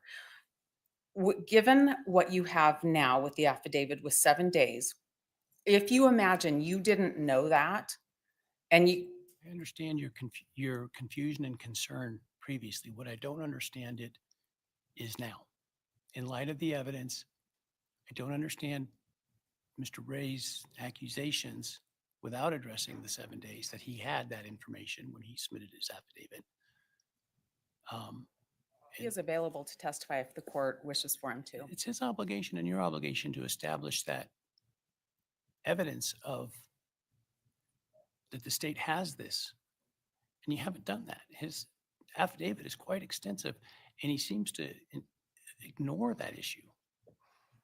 Your Honor, I believe that that issue is touched on with his knowledge that these kinds of records existed a long time before. He said that in a very general way about that without reference to the 7 days, and he had supposedly received them from some FBI expert to look at for his company, and then was told not to use them. So I don't know, maybe the FBI got them in a way that they weren't supposed to at that time, for all I know. He didn't name names, he didn't identify it, he didn't put it into any context. The state had indicated and provided AT&T's sworn testimony that they only keep them for 7 days. And yet he makes the accusations that he did in his affidavit without addressing that 7-day issue at all. And so I guess my point is if you want to cross-examine the witnesses about why didn't they rely on the AT&T timing information, you've got to show some factual foundation that that was available to them by the time Mr. Kohberger was on their radar as it relates to November 13. And I'm not seeing that as the problem. My first question to Special Agent Balance, who would be the person who would have gotten these through a different channel through the FBI, would have been, did you get them? Because I've heard different things along the case, asking him the question is really what I wanted to be able to do. And that's why I opposed this motion and prepared it as I did. Tell you what, I'll let you ask that question outside the presence of the jury Thank you. at the time of trial. That will satisfy me. Thank you.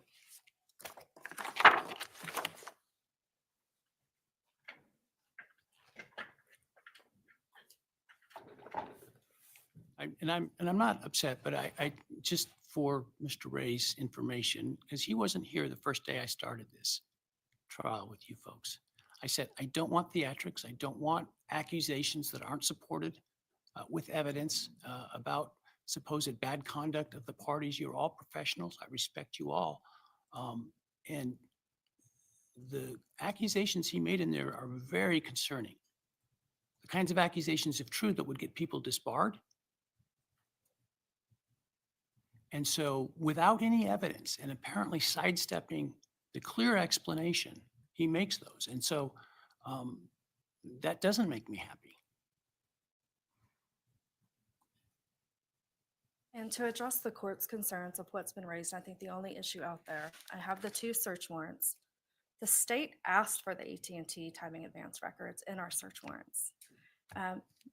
The state wanted that information from Mr. Kohberger. We did not receive it. I did not receive those records from AT&T. I do not have them. Thank you, Your Honor.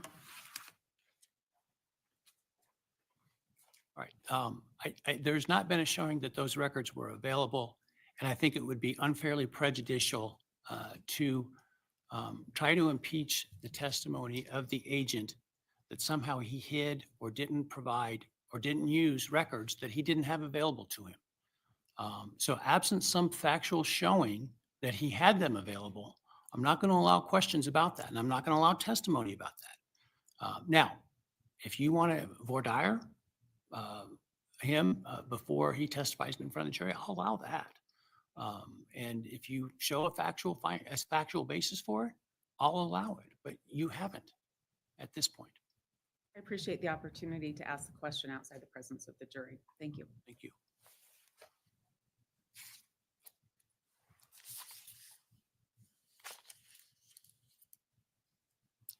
All right. The vague and undisclosed expert testimony, I think in part touches on this, but not entirely. So I'll let you talk about the other entirely part. Yes, thank you, Judge. Then you'll get a break from me in a few minutes, I think. I enjoy dialoguing with you, counsel. I appreciate it. Well, good. I think we're going to have some time together over the next 6 months or so. Your Honor, this motion came after our hearing in January, and we're asking the court to limit what the state can produce with their experts here. I do have copies for the court, extra copies for the court. We had a specific request at the end of our motion. We called it Exhibit 1, and it went through all of the state's experts and basically described what we think the court should do with the state's experts. And so I wanted to provide that to the So court. I did see that. You read it. Okay, good. Thank you. Let me get to my same page. I want to start though today with my presentation and my request with a little bit of history with this case. And as the other motions are, this motion, our motion for the court to exclude all of the state's experts as outlined in our exhibit is based in Mr. Kohberger's rights to a fair trial, effective assistance of counsel, due process, and guaranteed by discovery rules and rules of evidence and the court's own scheduling order. It's rooted in Rule 16, which is kind of where the court looks at these issues. Rule 16 it is, yes, Your Honor. This started with discovery requests very early on where we asked for expert information from the state. I'll skip forward to the court's scheduling order, which was very clear about what should happen and that we needed to have our expert disclosures in at a certain time. The state's date was December the 18th, and shortly after we received the state's expert disclosures, we filed a motion to compel. We wanted the rest of their disclosures. We had a dialogue in January about that, and the court asked me, why are you doing this? I'm going to make them abide by the rules, by the discovery rules. I really thought when we filed that motion, the state would say, oh, okay, and we'll just get you the information. Most of these are experts they've been working with all along. But that's not what the state chose to do. The state chose to say, nope, I'm going to dig in my heels, and we did plenty until the court said your job is not done. Well, to be fair, and in the way I handle these issues with Rule 16, the criminal context, the rule is not particularly broad about what is required. And the court has interpreted that rule fairly narrowly in other cases. I give the speech that I gave to you both in most cases where there are a lot of experts to encourage sharing beyond that which is required, because I think it helps both sides. And I think it helps the experts be better prepared to testify because counsel understands their testimony better. I think it allows for cross-examination better. And I think it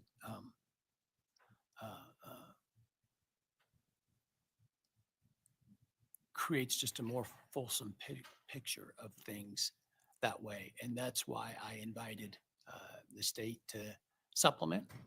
And I also invited you to be likewise broad in your disclosures.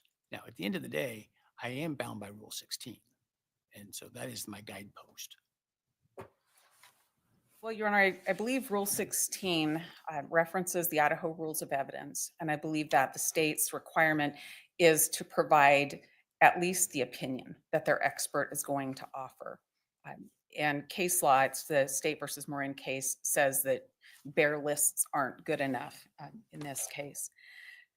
Your Honor, the state didn't immediately file and fix the issues that they had, but we filed our disclosures, and our disclosures weren't bare bones. They were exhaustive in method and analysis and opinion.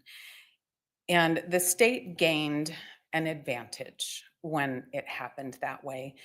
The state then went from having their experts due on December 18th and really setting the bar. We have the burden of proof. This is what we're going to do. These are our experts, and this is how we're going to do it. They went from that place with their duty and their obligation to giving minimal, which were just lists other than a couple of their experts. and then receiving all of ours. And you can see in the next bit of pleadings that really shaped what they were going to do. When their rebuttals came due, they got an extension until February 17th, but that didn't see them fixing the problem that they had in large part. Some reports came in March 3rd, some March 14th. So the state has effectively given themselves months of additional time and the advantage of having our expert reports. And that just can't be when you're looking at fairness of trial, when you're looking at who has the burden of proof, when you're looking at due process. The state is to say, this is what we have, this is how we're going to prove this case, and for us to decide how to respond to that. And that got turned upside down with what the state has done here. They held back, gave us bare lists in large part, and then had the advantage of having all of our work, how we would anticipate we might rebut the state's evidence, and allowed them the advantage of deciding what to give us and when. It is extremely difficult when the state gives things just a piece at a time to us. It is extremely difficult when we have a deadline and we have plans, we have our experts, we have our schedules with our experts so that we can continue to prepare as we head towards trial. To have the state act in this fashion, to hold back and then to give things little bits later without even giving a full expert analysis in some cases. The court has the duty to ensure that we have a fair trial and that Mr. Kohberger's due process rights are adhered to. And the court should exercise its discretion and apply the rules and limit what the state is able to produce as far as their experts. I'm going to talk a little bit about the different experts here. They are outlined in Exhibit 1. I don't think I have to go through every single one. We tried to be pretty clear for the court if the court looks at that when considering our motion. But I do want to talk about a couple of them. And obviously, agent balance is the one I'm going to want to talk about. Your Honor has heard some things about this disclosure. I can't call it a report because it's a PowerPoint. I don't know what Agent Balance's conclusions are. And Agent Balance doesn't, the PowerPoint obviously isn't going to be complete. PowerPoints aren't designed to be complete reports of what happened and what somebody thinks has happened. We've had several different disclosures now. They don't help much.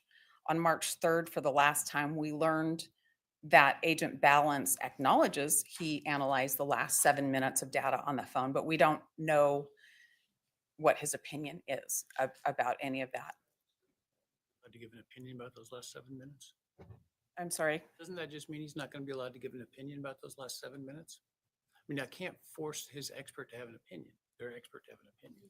You can't. And we're here asking you to limit what they can testify to by surprise once we get to jury trial. Agent Balance is worth further comment to the court.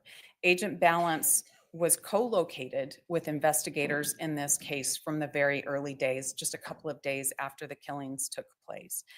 He is somebody that the prosecutors have had meetings with and have had ready access to throughout the course of the proceeding.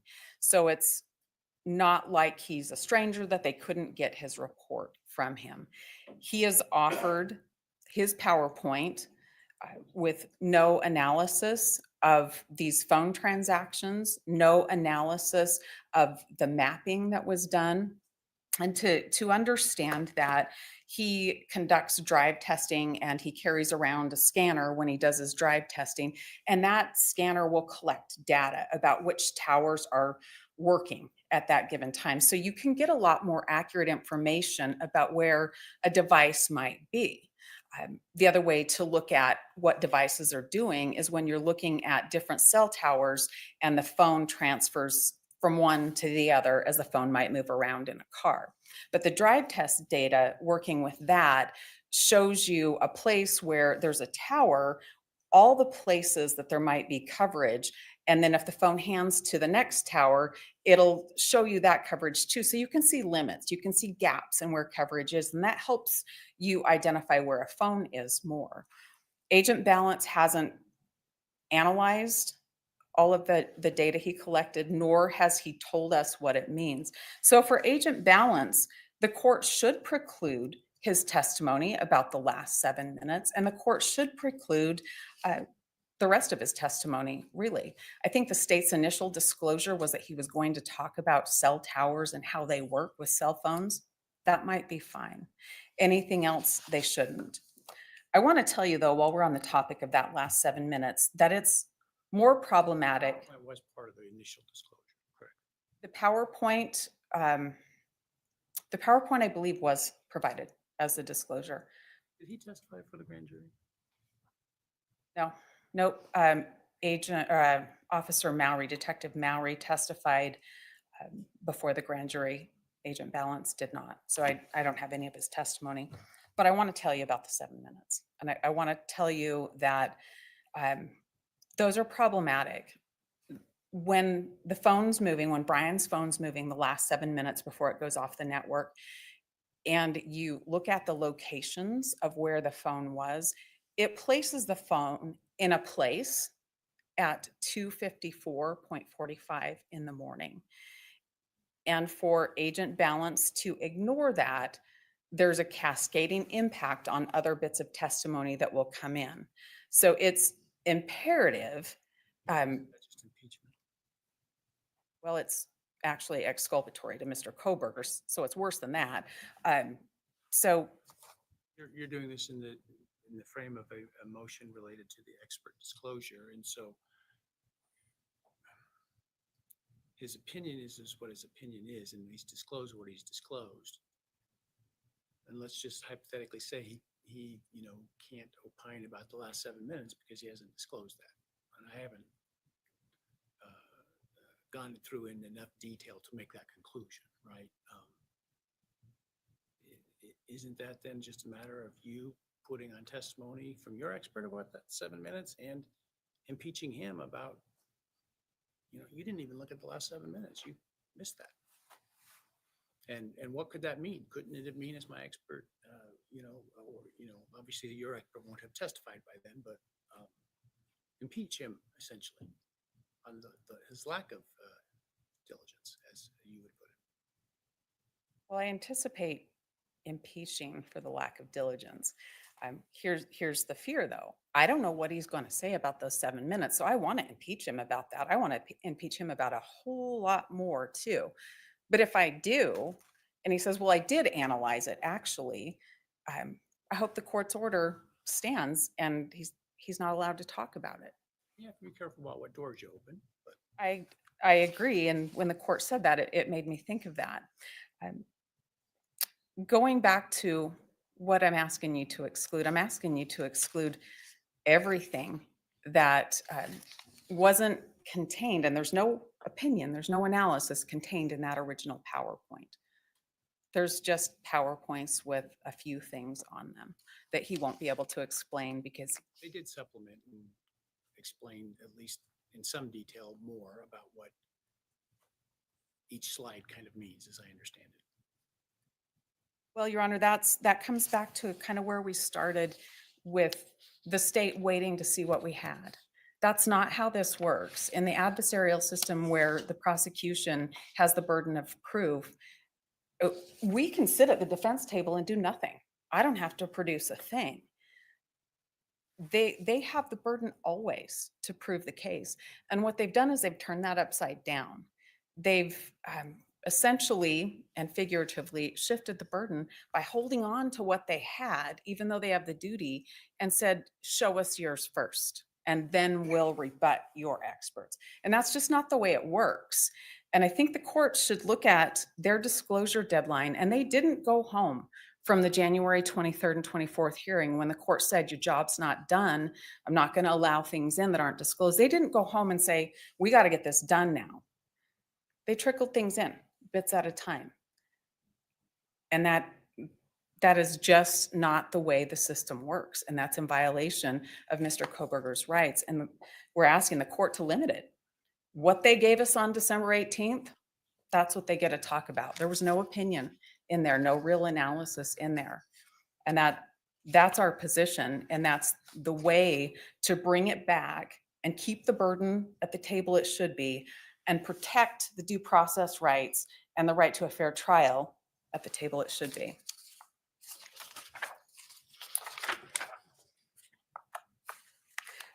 In our filing, I won't read it all to you. We had a lot to say about that with Agent Balance. Search warrant application include the analysis of the cell teller information? Did the search warrant application include the analysis? Let me think what the search warrant application said first. That large, omnibus document that they used, Oh, Exhibit 1 that was attached to all of them. attributed to, if not the signatory, but the FBI CAS team. Well, we're talking about a couple of different parts of the affidavit. There was the factual part of the affidavit that Moscow Police Department, various members of the police agency used it, the same affidavit or a couple different versions of that same affidavit. There was a part that I don't think Nick Balance ever signed it. I think he My point is dictated that it. Were you on notice of what the state's version through the CAS team of what that data showed? If I look at the affidavits, there are a few things, yes, that I would be on notice for. They're not attributed to Nick Balance, but there are a few things. Those are the problem areas, and I don't want to open doors that I shouldn't. I mean, I either need his analysis if I'm going to open the door, or he doesn't get to talk about it. And let me tell you what I Talk mean. about the adversarial part. I also looked then in that case at what information you did have about what the state's case was. And so, it seemed to me that in general that cell analysis was part of that, because part of the motion on your part was the missing 7 minutes. That definitely was part of the motion, and now for the first time, I know he actually analyzed it. What that affidavit, those two affidavits, I would tell you about 3 parts that could be attributed to any cell analysis, and then I'm going to tell you the problems with those 3 parts too. The first is that the phone went off at 2:47 a.m., which it did not. It did not. That's untrue. The other is that the phone was traveling towards Moscow when it went off, and that's absolutely untrue as well. I recall the 47 said it was traveling southwest. Well, that's what we say. That's what the record shows. That's what the application said. The application said that the phone stopped reporting to the network at 2:47 a.m. Traveling southwest at the time, southwest of Pullman. That's not when the phone stopped reporting. I realize that, but it's not like they were representing that it was at 2:47, halfway to Moscow or traveling to Moscow. It said it was southwest of Pullman, which, as I understand, the 2:52, 54, 70.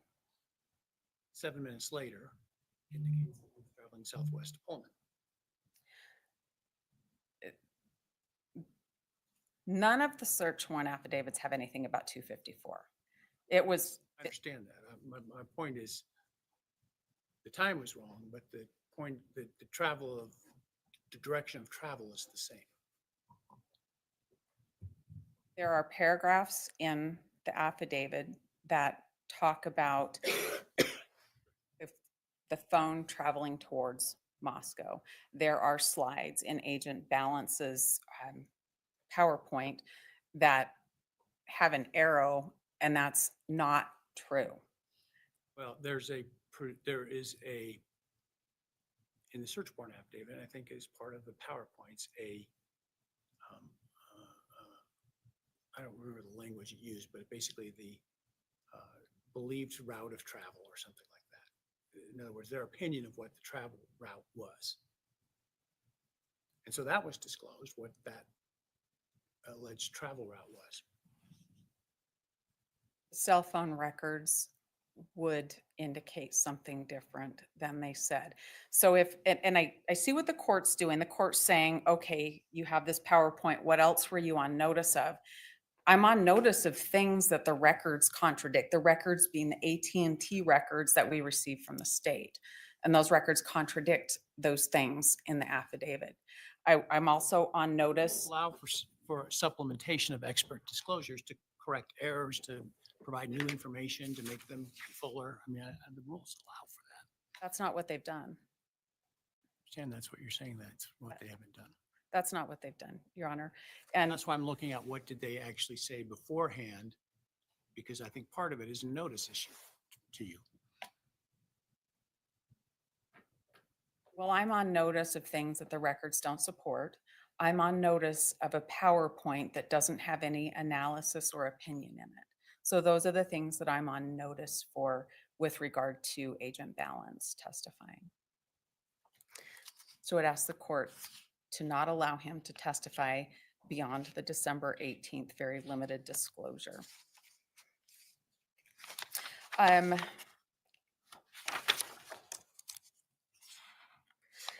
We have the disclosures that still have some vague language in them.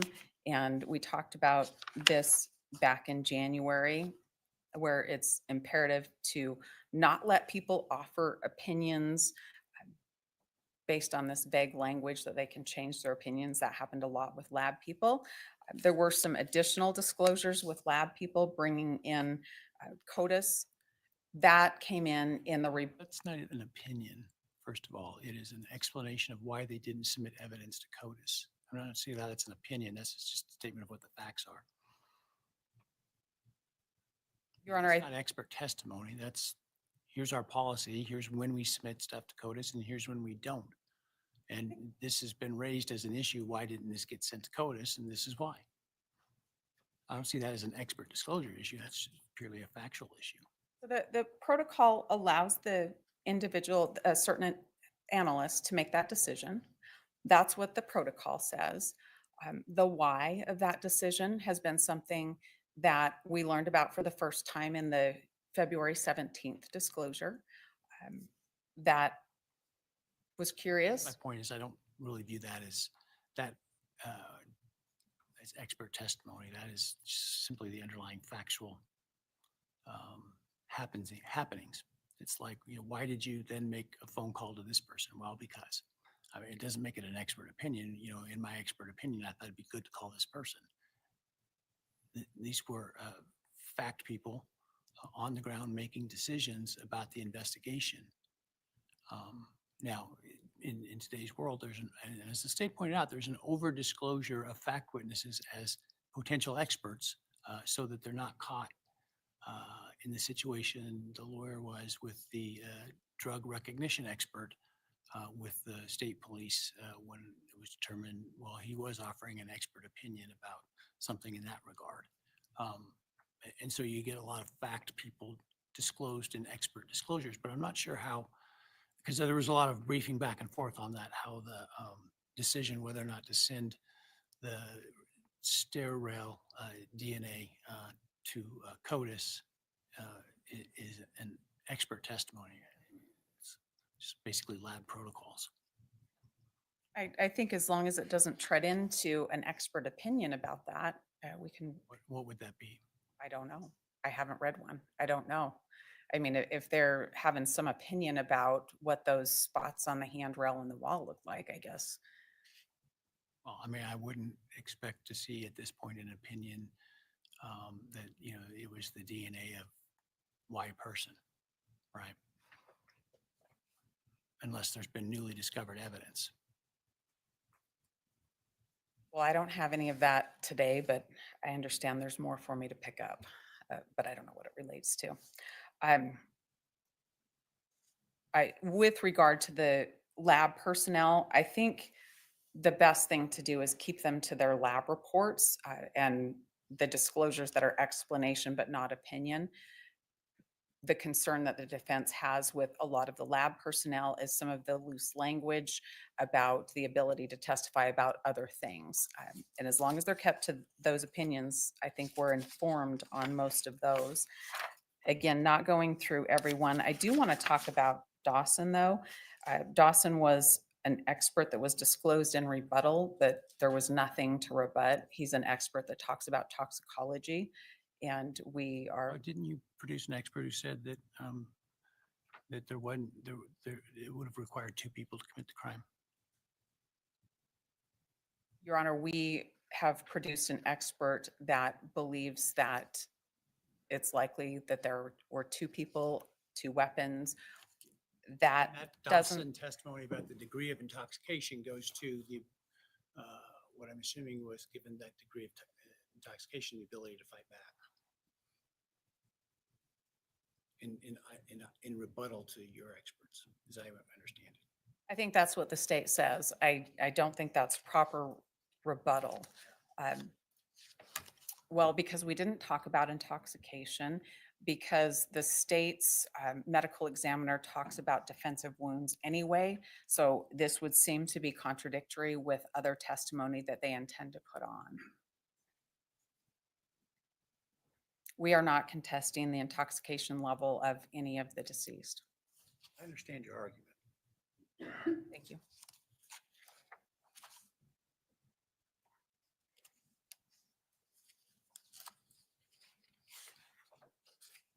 Again, Your Honor, I think that our exhibit stands on its own, and I just wanted to highlight a few of these. I do want to talk about the cell phone and third-party data, digital data disclosures. We have a little bit more in the way of opinion now, but not full opinion. And the state said that we didn't give them enough to rebut, and that's because we don't know what opinions their experts are going to come up with. They still haven't disclosed full opinions, and so we want to highlight that for the court. What haven't they disclosed? Well, in the Barnharts, they said they were going to talk about habit evidence. I don't know what that is. Most of the rest, there were three: Mowry, Urig, and Tanzola.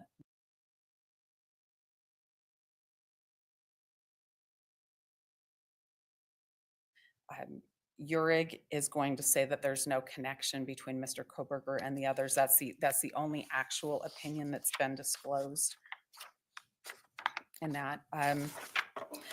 The last one I wanted to highlight for the court is the Douglas, Special Agent Douglas's testimony. That seems to have shifted a bit from he's going to talk about bank records and debit purchases, and it's become bigger without any opinion. I don't know what his opinion about anything will be. That needs to be limited. I think he can come in and talk Through the financial records and say, this shows a transaction with Mr. Kohberger's credit card to purchase a Amazon gift card, and that this Amazon gift card was used to purchase a knife. if he can say all of those things. I think that his ability to talk about receiving the bank record and looking at it and saw a purchase history, I think that's fine. But to provide an opinion about what that means, that's not disclosed. Well, Your Honor, I don't want to wait to find out. I'm asking the court to. My point is I'm not in a position to exclude their testimony because they haven't shown me that they're offering something beyond what they've disclosed. Your Honor, I respectfully believe that the court is in a position to limit what hasn't been disclosed and would ask the court to do so. The state has had a lot of time to provide these disclosures to us, and what they've done is taken the advantage of having our disclosures and bit by bit giving them to us. This is challenging to prepare a case of this magnitude in any event, and to have things piecemealed out just delays our preparation time. And it's also in violation of the discovery rules. It's in violation of the court's order, and it violates Mr. Kohberger's rights to a fair trial, effective assistance of counsel, and due process. And it is within the court's realm to say, you're not going to do any more after this particular date. There's no opinion written down for certain people. It can't be offered now. And we think that's what the court should do. If we wait until we take it as it comes during trial, that's better than nothing, but it's very difficult to prepare, and it eats into what limited time we have to prepare, and it will waste a lot of jury time to have to take these things up again and again and again. The state knew what their duties were. They've done this for a long time, and they chose this course of action, and the court should limit what they can do and issue an order limiting their experts.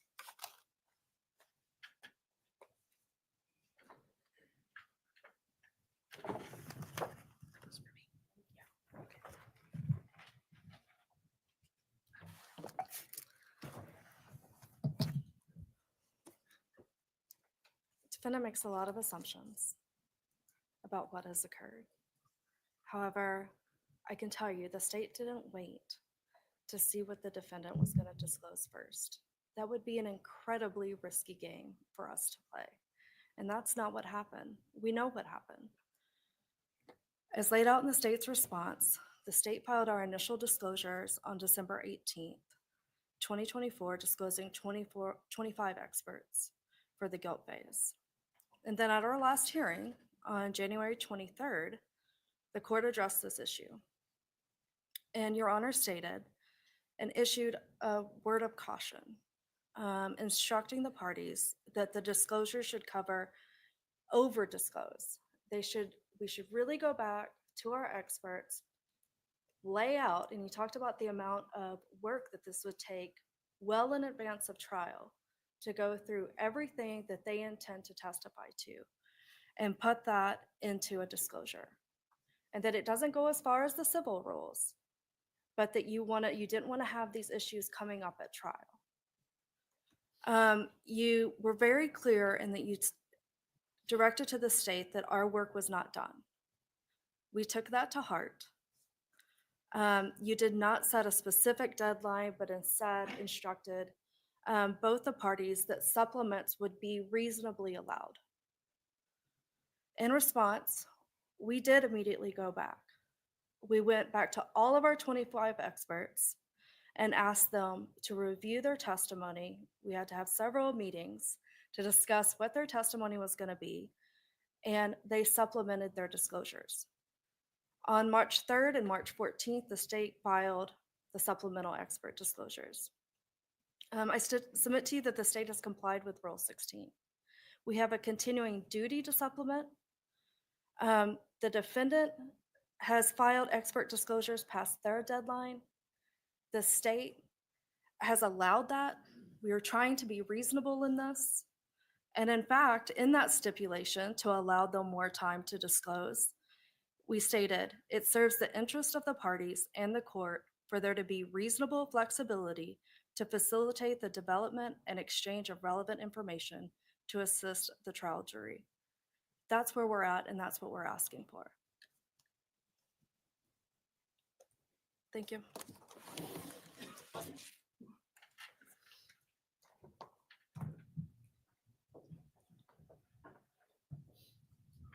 If we were talking about one expert of the states, that might make sense. We're talking about wholesale not complying with Rule 16 and with the rules of evidence regarding experts. When we realized that the state hadn't complied with the rule and provided us very little in the way of understanding how their experts would frame the issues in the case, we sought an extension to prevent the state from having our work first so that we could try to respond to what their expert disclosures were with our experts. That wasn't something that was given to us. That was denied, so we filed our expert reports. For us to have a couple of experts that came later when the state has done their job as they've done their job, that is really a hollow way to say they did it so we can too. The state did not comply with Rule 16 or with the court's order, and the court should limit what they're allowed to produce at trial. All right, I'll take that matter under advisement. I want to I did invite the parties to supplement. It takes time to supplement. I'll look through to see if there's any significant new additions. Well, first, I'll look to see if there's, what is given is adequate. Secondly, if there's anything that was provided that wasn't shaping and as I've said, making more fulsome, making more whole, making more clear what opinions there are. The defense I know was given, and as I explained, the defense has the ability to supplement as well in response to the state's supplementation. Part of the reason the discovery order is as early as it is to the trial date in this case is because in my experience in cases of this, we have this problem always of ongoing continual supplementation and disclosure and so I wanted to accommodate that within the time frame within the several weeks to months in advance of trial. And so I'll look at it and I'll get you an opinion. All right. Amazon click activity.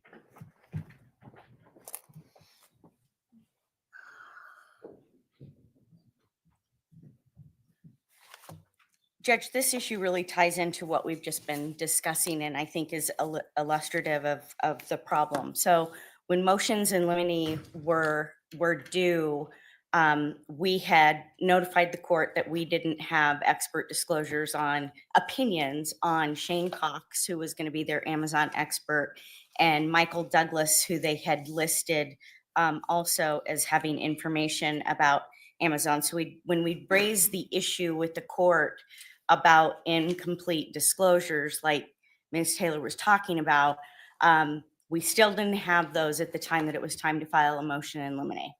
So our motions in limine. So the motion in limine related to Amazon Click and Amazon Records has to do with a lack of disclosure. When we filed the motion in limine on Amazon Records, we then got supplemental disclosures on Shane Cox and Agent Douglas, but not with any opinions.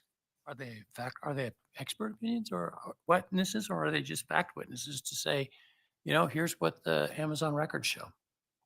Well, I'm going to explain why it falls under expert opinion and what we've come to learn in trying to figure out what this data is. And I'll there talk. May be some rebuttal stuff in there based on your disclosures in terms of why the Amazon data, as I understand it, you're saying shouldn't be relied upon or admissible because AI made me do it.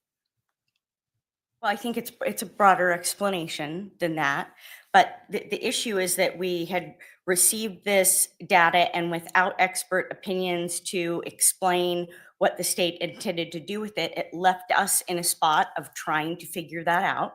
How was it vague what they were trying to do with the Amazon records? It was pretty facially evident what the relevance of those They're were. not facially evident, Judge. We have an Excel file that has a ton of names with metadata, and then we have what is known as an Amazon click packet that the state has produced, we think from Shane Cox, that has a sheet that talks about specific purchases that include the knife, include things like the gift card that you were just talking about, but without any context. And our hope was that with expert disclosures, we would understand, was there going to be testimony from them that somehow there was information on computer searches specifically from computer examination, or the context of what metadata might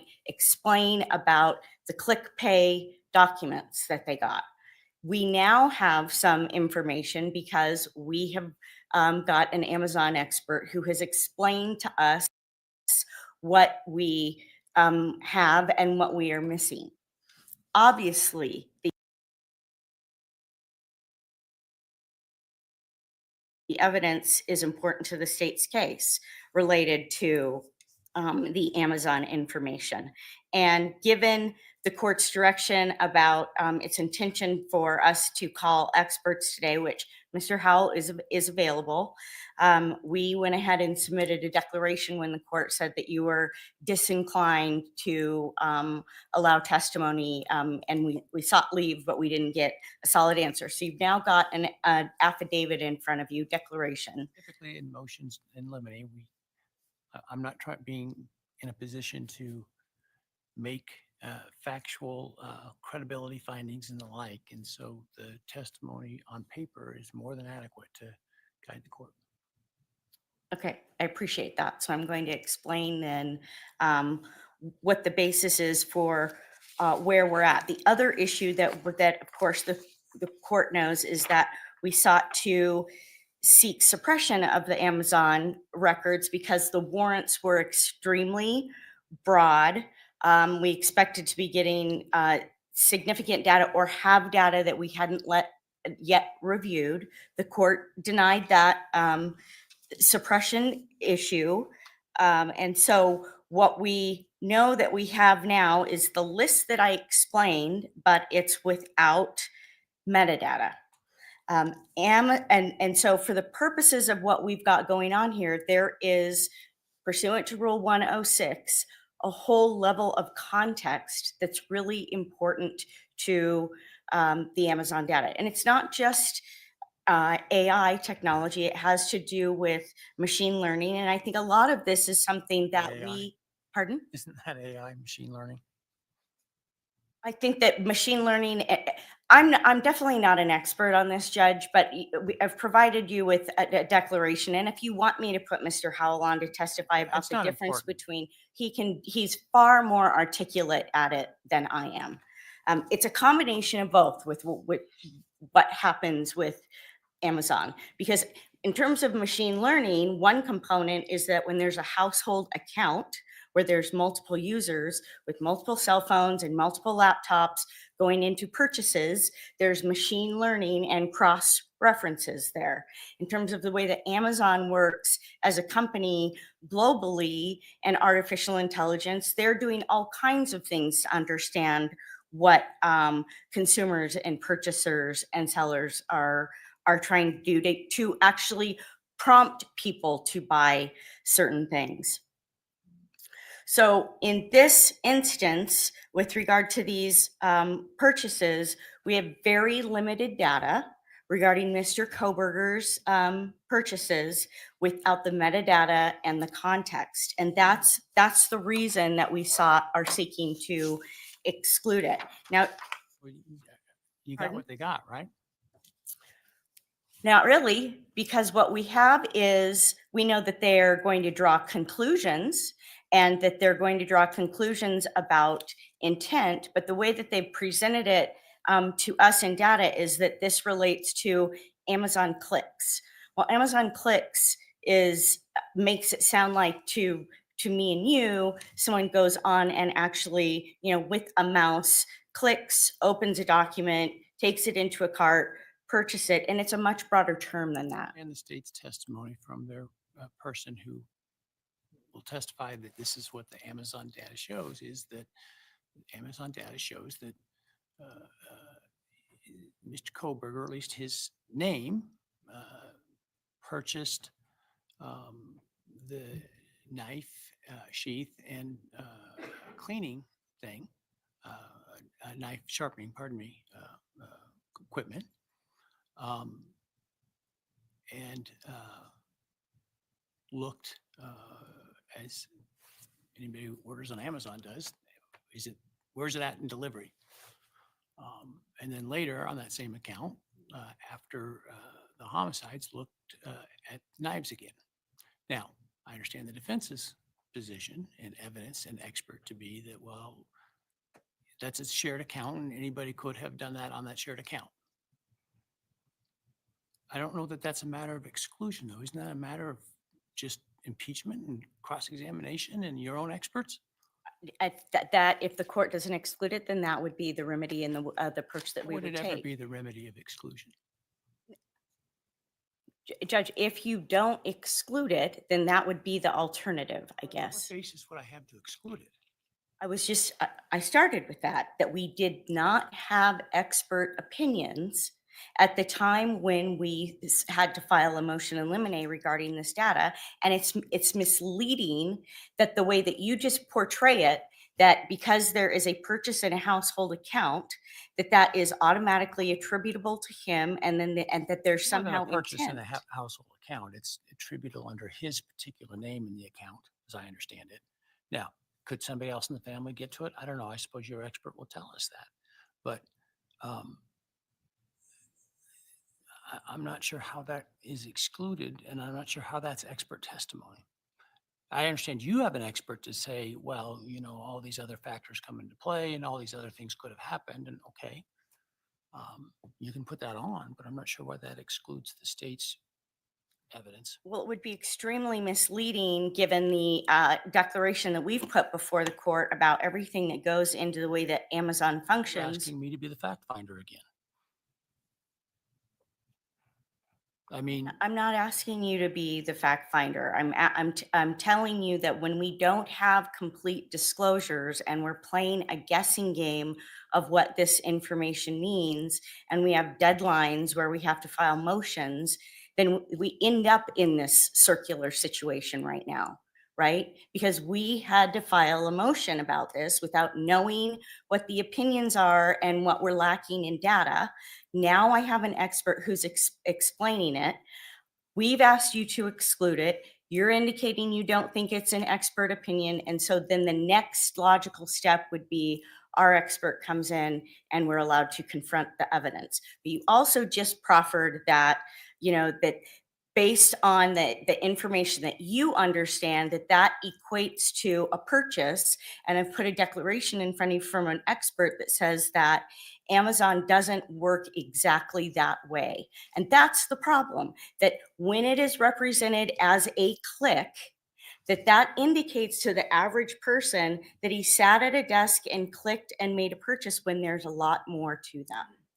and maybe I'm completely out to lunch, but as I understand it, to buy something on Amazon, you got to put it in your shopping cart and hit purchase. Am I wrong about that? No, that is a step, but how it gets in your cart and what items get in your cart really has to do with the whole model and the ecosystem of the way that Amazon works, right? And so the state wants to apply in an argument, they will apply intent to purchase a K-bar to it, you know, get to November It's an 13th, inference that you can draw from 2022. the evidence to argue at closing arguments. But Why- we still have to have testimony that explains those things in between. Welcome to put on testimony that implies that Mr. Kohberger was not the one that hit purchase, or that he purchased it for a benign event, or that here's the knife, I have it. I don't know. And based on what you're saying, that the Mr. Cox you think is a lay witness, then I'm assuming that also extends to him not being able to testify beyond what the disclosure is as a lay witness, and no other opinions, and including Agent Douglas, who's given us no opinions whatsoever. I don't know what they're going to say beyond that. And if they say something beyond that is an expert opinion that hasn't been disclosed, then the state's going to have a problem with it. Okay. That's why we're having these arguments, Judge. They take a lot of work. It takes a lot of energy. It keeps us from 68 terabytes of evidence. Well, If everybody would just disclose, we wouldn't be having this but I back think and the- forth, The problem is you view it as a more complex issue than the state does. because it is. Well, that's not their worldview. Okay. And that's the factual dispute that the jury gets to decide. So what we're trying to do is make sure that their myopic worldview is what they're held to, because there is a much bigger picture to this evidence. Okay.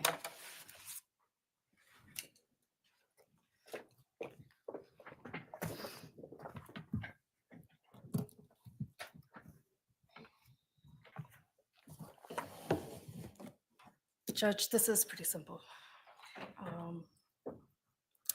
Shane Cox, and Mike Douglas, since he gets brought up. They're fact witnesses. They're not going to have opinions. They review records. They're going to testify to what those records show.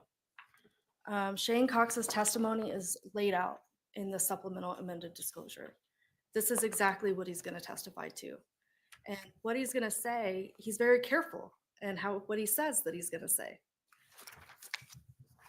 That's what we're anticipating. There is no grounds to exclude his testimony. We applied for and we were granted a search warrant for Bryan Kohberger's Amazon.com user activity. The search warrant was narrow in scope to items related to the homicide and evidence related to the seizing of knives. In this case, it was knives and knife accessories. It directed law enforcement to see certain items: his customer click activity pertaining to knives and accessories, his payment methods used, details of items in cart, including all items added to the cart or removed from the cart or wish listed or in a shopping basket, all suggestions made to the account, all records regarding reviews by other Amazon users, advertising data, devices used to connect to the account, and all accounts linked to the account. The state requested the data between limited time periods, March 20th to March 30th, and November 1st to December 6th. Those were the relevant time periods. And in response, we got responsive data, and that's what we plan on presenting to the jury. Amazon's use of AI is not a basis to exclude, and it's completely irrelevant. AI doesn't click on things for a user. There are no legal grounds to exclude this. We ask that you deny their motion. Thank you. Thank you. So I think there's a fundamental, just different worldview as to the relevance and impact of the Amazon data.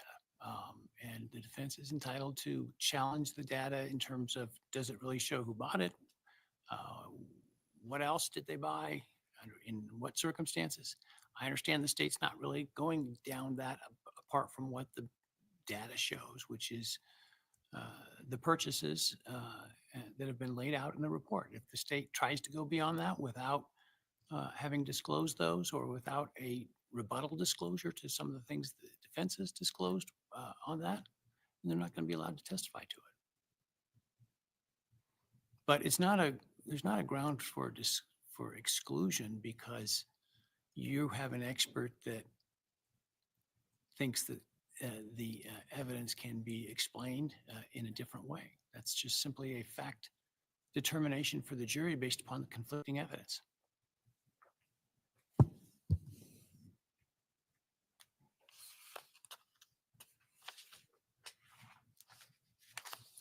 All right, let's take 10 minutes and then we'll see if we can't bring this home.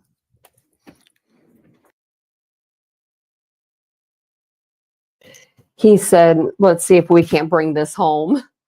He's done. He's over it. He is over it. That was actually perfect timing because I took a quick shower. So that was actually perfect timing. Perfect timing. I'm going to go over a little bit what they have went over. I've been trying to keep up on it. But basically, so far, we did learn something new about the case today. About the actual crime. A lot of us were thinking that Maddie may have been the target of this attack. And it's looking more and more like it was Maddie, because we found out today that from the new attorney that Maddie had no defensive wounds.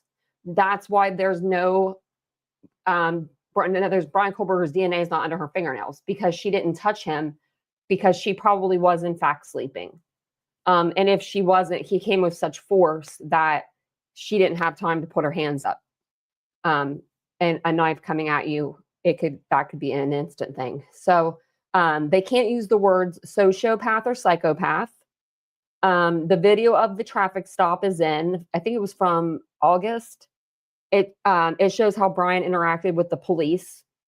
Bryan's family is allowed to sit in court, but he is thinking about it more. Like he's saying, like, he's on the fence. I think he's just wanting to weigh out if they're going to be witnesses, because they're going to have their witness list coming in the next few days. They're actually due, and I believe, in less than a week. So we'll have the witness list. So we'll see who's witness for each side of the case. That'll be very telling.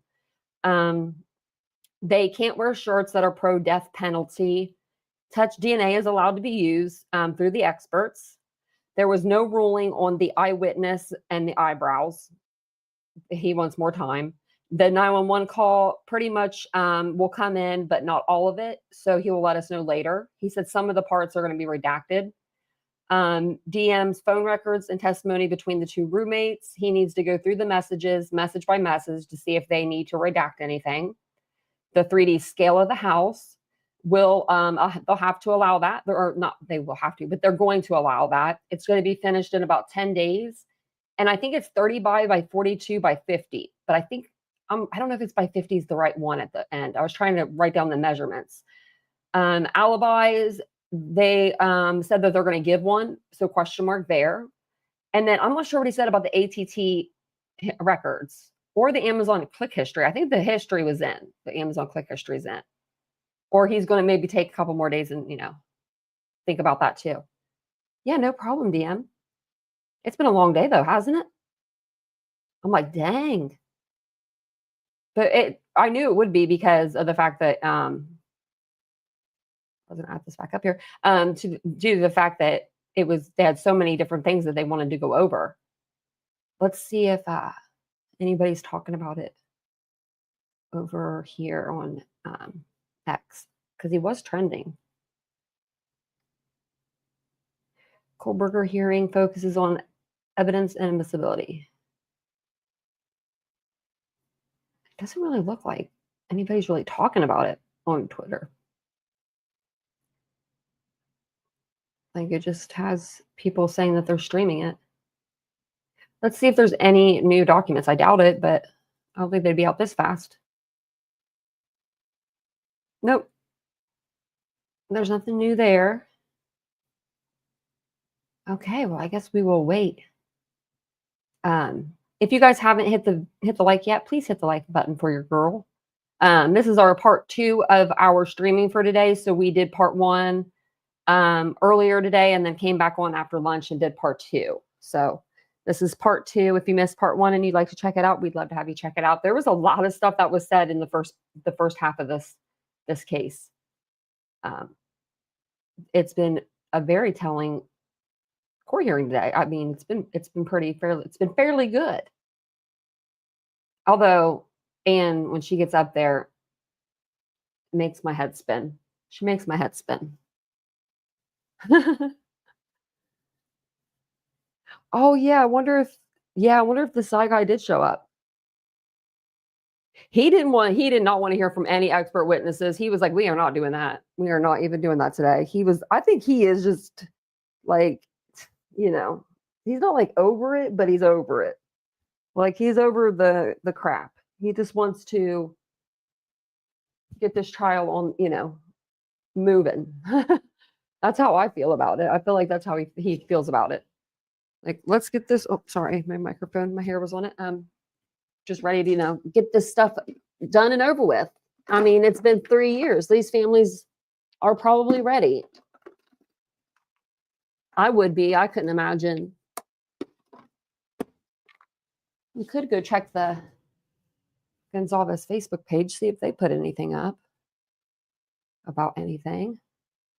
Which he said before, like, because they were the ones that wore the gun shirts or whatever, the shooting shirt. Like, I think it was actually it was just one of them, and it was Christy's sister, I believe, that did it. I forgot what I was going to go do. What was I going to go check out now? I forget.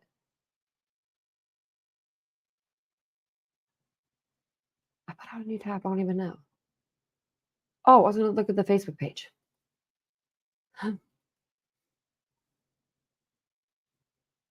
7 hours ago. Heading over to the courthouse now.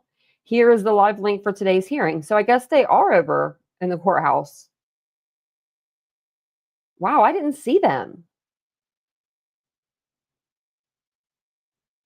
Like, I definitely didn't see them behind the prosecution.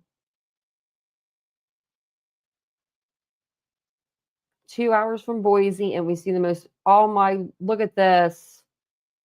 2 hours from Boise, and we see the most prominent rainbow I have ever seen. This picture does not do it justice. It was so bright and big.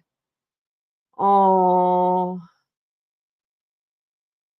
wait. It almost looks like there's one behind it, like a double rainbow, like right here. Do you see that? Or is it just my eye? It might just be my eye. But it almost looks like a double rainbow. That is so pretty. Oh, I believe in signs like that. I really do. I believe in those. I definitely believe in those little signs, like nature and birds and stuff coming. I don't know, those little things I believe in. Speaking of birds, I have 2 baby birds. There's not 1, but there's 2. The daddy was watching them today, so he was sitting on like the banister, and they were just up in the little nest, and the mama must have been going to get food. It was so cute. Me and Vincent got to see both of them, and they're big. Like, those little pigeons get big fast. I don't know how long. They said they'll be here for like a month and then they'll leave. And I'm going to be really sad when they go. Because I feel like they're my animals now. They're like my birds. I watch over them. I keep the lights on for them to keep them warm because it's been cold here the last few days. And I didn't want the babies to be cold, even though I know they have like feathers and stuff. That's the woman in you. You know, everyone has that mama gene, even if they're not a mama yet. But that's really pretty, that double rainbow. Oh, that's so sweet. So yeah, that's what they're saying right now, as of right now. So, man, let's go back over and see if they came back on. He's like, I need a break. Do you smoke, Judge Hippler? He's probably like, I do now.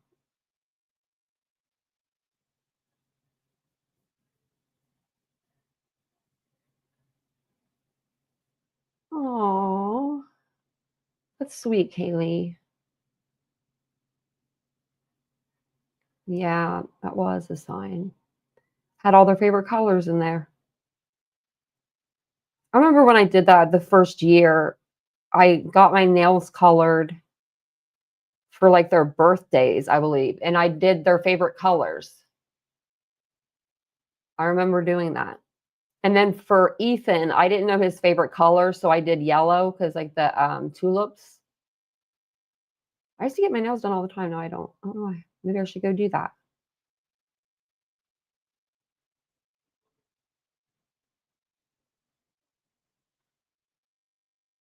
I need to try to do figure out Streamlabs so we can like zoom in on them a little more. But like it's so much harder. So much harder. Yeah, I haven't been doing them. I don't know why. I just stopped. I actually stopped after I got them done. Like they were perfect. Perfect time, like perfect. And I told the guy, I was like, I'm going to be back because you did such a good job. And then I never went back. I feel bad. But it's kind of expensive. You know, like every like 3 weeks, like it's like $40 or something like that, $50. That's a lot of money. I ain't as rich as I used to be. So I think that I'm gonna have like Vincent do them because I can't color in the lines. I could never color in the lines as a kid. I'm terrible drawer, but I'm not artsy. Like I didn't get that gene in me. Like most girls are artsy. Like they have a little bit of art to them. I have zero. So I thought about having him do them. And then they have those color street nails where it's like the little, like it just goes on your nail and then you file it down. Oh no, I don't know if I saw it, but I saw that they still had the car. Everybody kept saying that they got rid of her car. And I'm like, no, they didn't. They have it. Vincent is auto. Did you hear about him? His car, his tire flew off. His axle broke yesterday on the highway. I'm glad he's okay. Okay, Kaylee.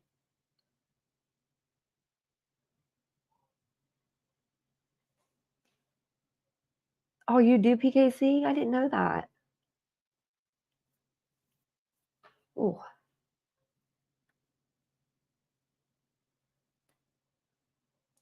You like the arts and crafts? I like redoing like the house and stuff, like doing those kind of things. But then Vincent usually ends up doing it because I'm like, I need help. I can't hang a picture straight. But I just eyeball it, and it's okay. It's fine. It's usually crooked, but I tell him it's fine. If I don't think it's crooked, it's fine. And I took my headphones out, and like headphones are definitely needed. It seems like for court hearings because I could hear a lot better once I had the headphones in.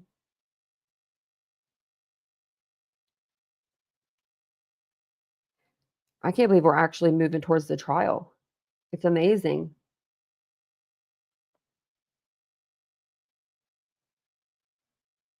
Hopefully they'll wrap it up kind of early because I have to go over to get cat litter and cat food and cat treats. The cat needs everything today.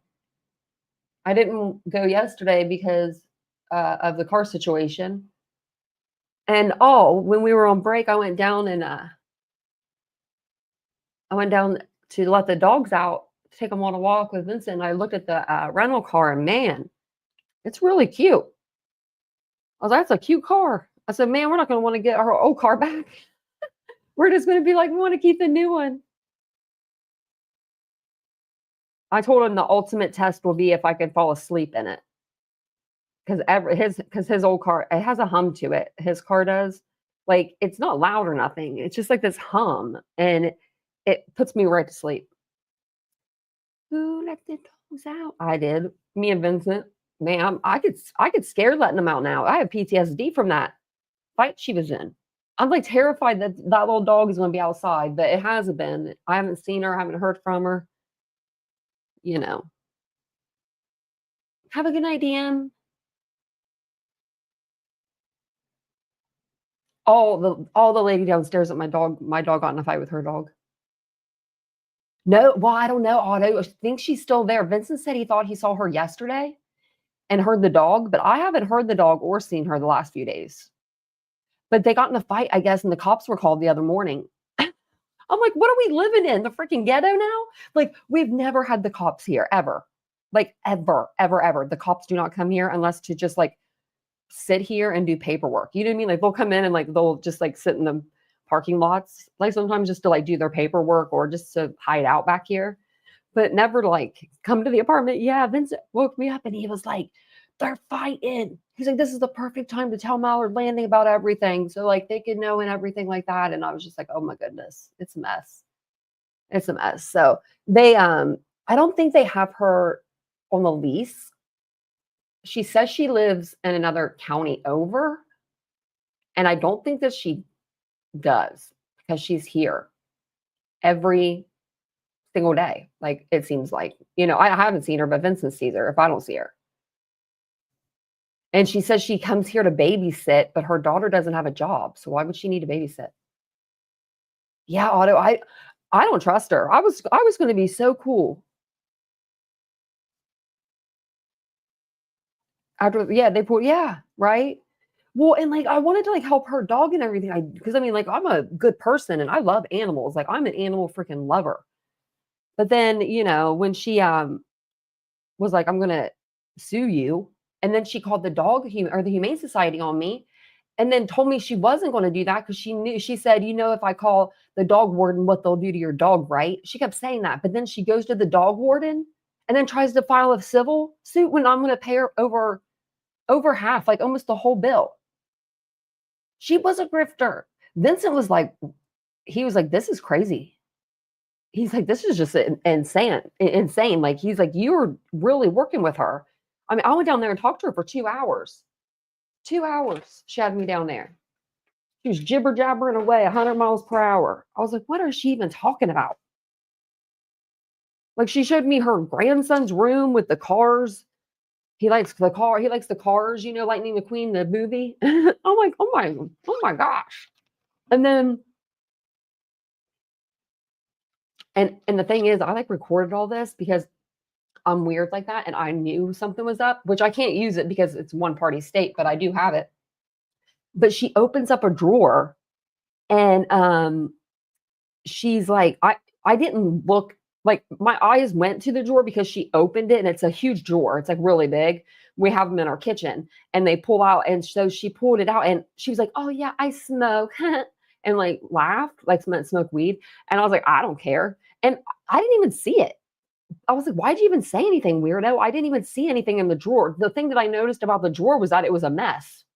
And then when you pull out my drawers, I came home and I pulled out my drawer and it's literally like clear containers that have like labels on them that say like batteries and like all this stuff. It's like, I'm like, I'm embarrassing, aren't I? That's what I told Vince. I'm like, it's so bad how organized I am. I can't help it.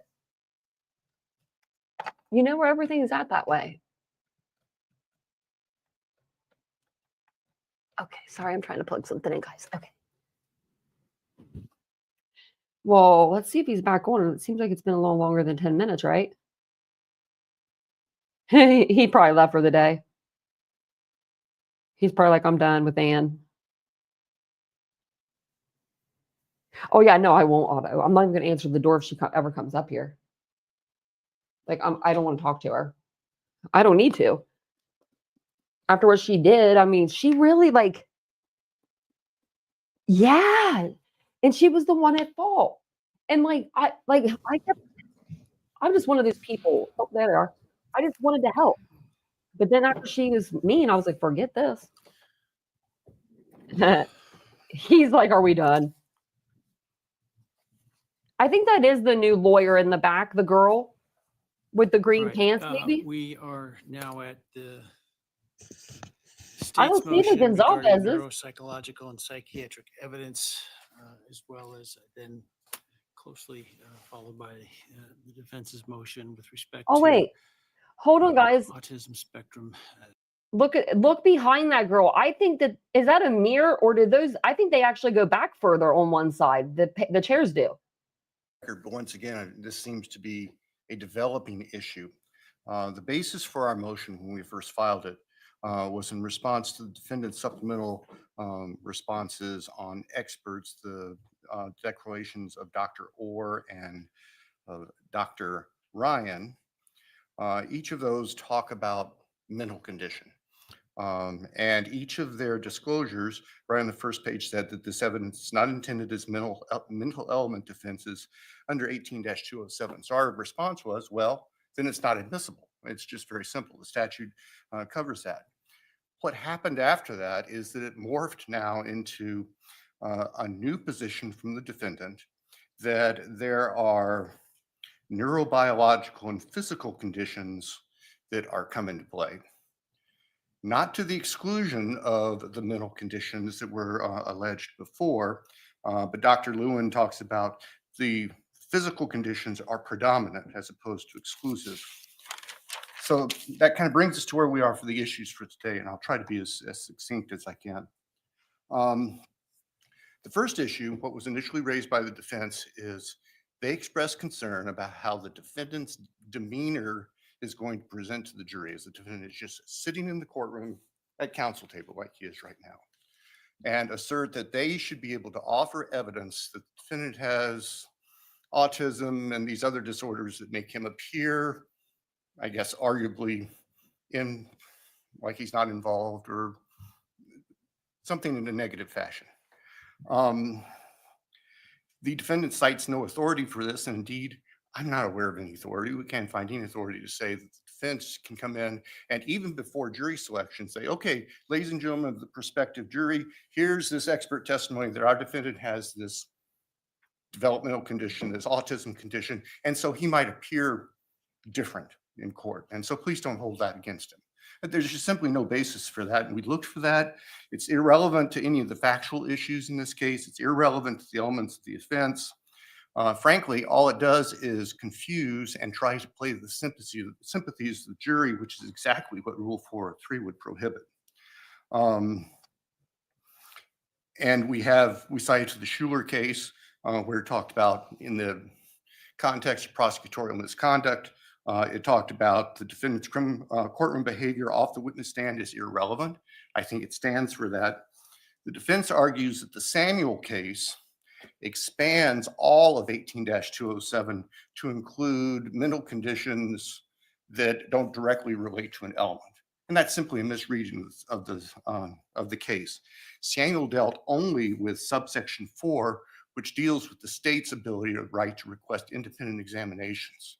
And the Supreme Court said that applies to any mental condition evidence the defendant opens up. It doesn't change the first sections of 207, which limit the defendant from presenting mental condition evidence. Uh-oh.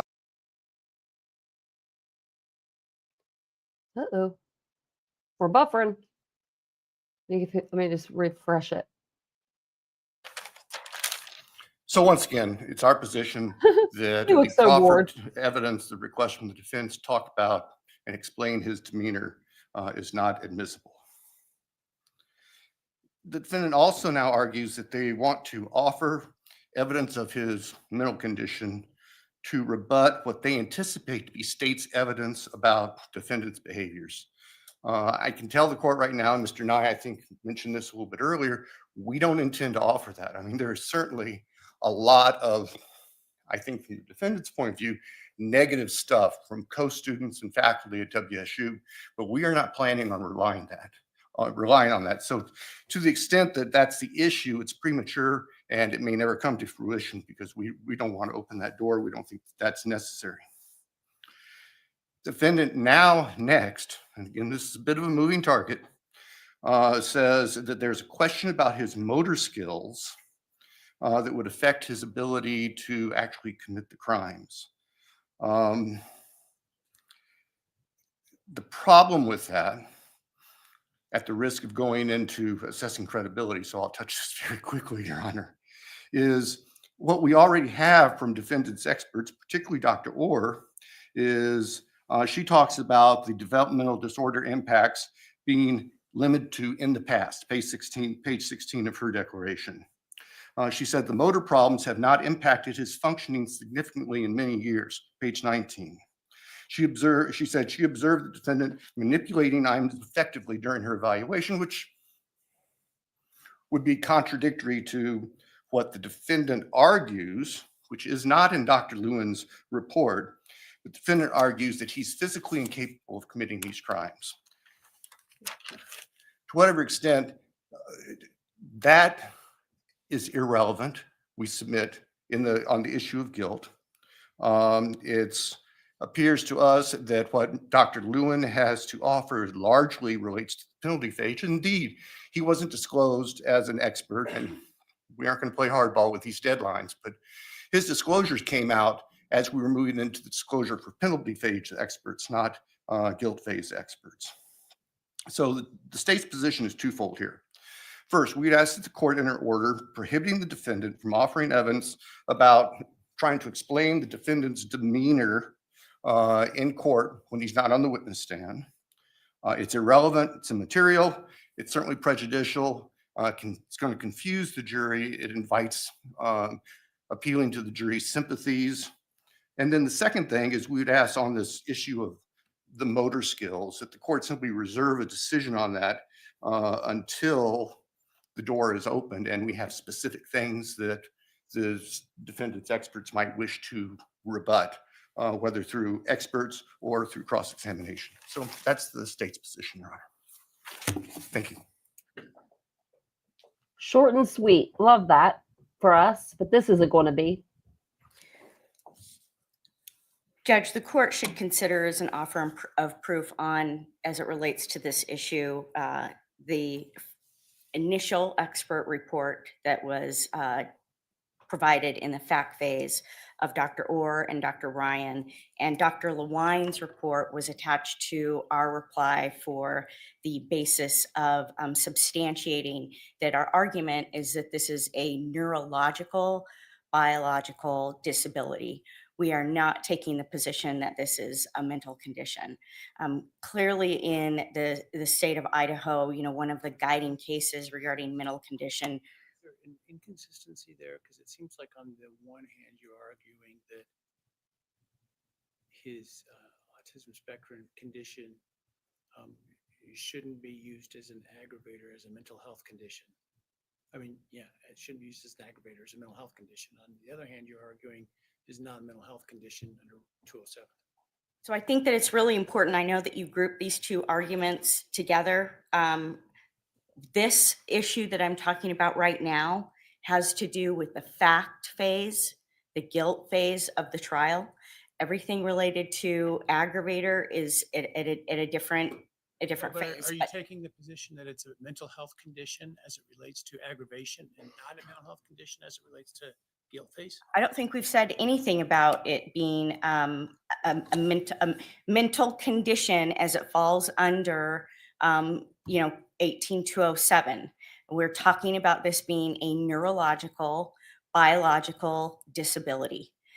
My understanding, just so that we're really clear about what constitutes mental condition in court on a mental health condition, is the Diaz case, which is pretty extensive about what you're talking about. That's not what we're talking about here. We're talking about a neurological disability that has to do with his brain and is a biological condition. The reason that this is important in the fact phase, there are a couple of reasons. But as we talked about with earlier about the juries judging him, the minute he is sitting in a courtroom and the first time that a jury starts to look at him, they are going to be evaluating his physical presence.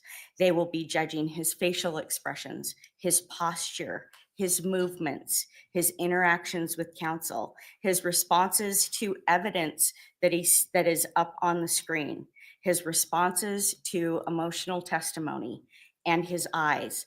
The jury will be studying literally everything about him.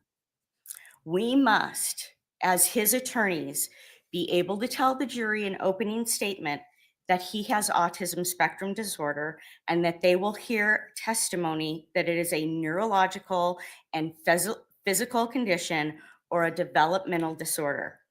Studies show that jurors pass judgment on the physical presentation of the accused. One study in particular related to autism was in 2018 by Katie Morass, Imogene Marshall, and Chloe Sands. They did a mock jury study of 160 jurors, and half of the jurors were told about the accused autism spectrum disorder and the other half were not. And what the study found is that when the jurors understood what autism spectrum disorder was, they were inclined to be less judgmental regarding the physical presence of the accused.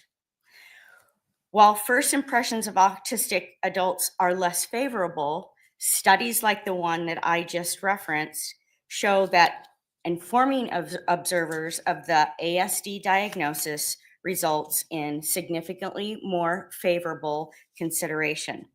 There are several cases for guidance to this court.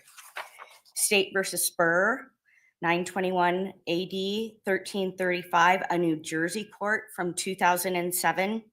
The conviction was reversed and a new trial was ordered in a murder case. The court held the evidence would have educated the jury about oddities in behavior that defendant might exhibit in court or were described in the testimony of witnesses.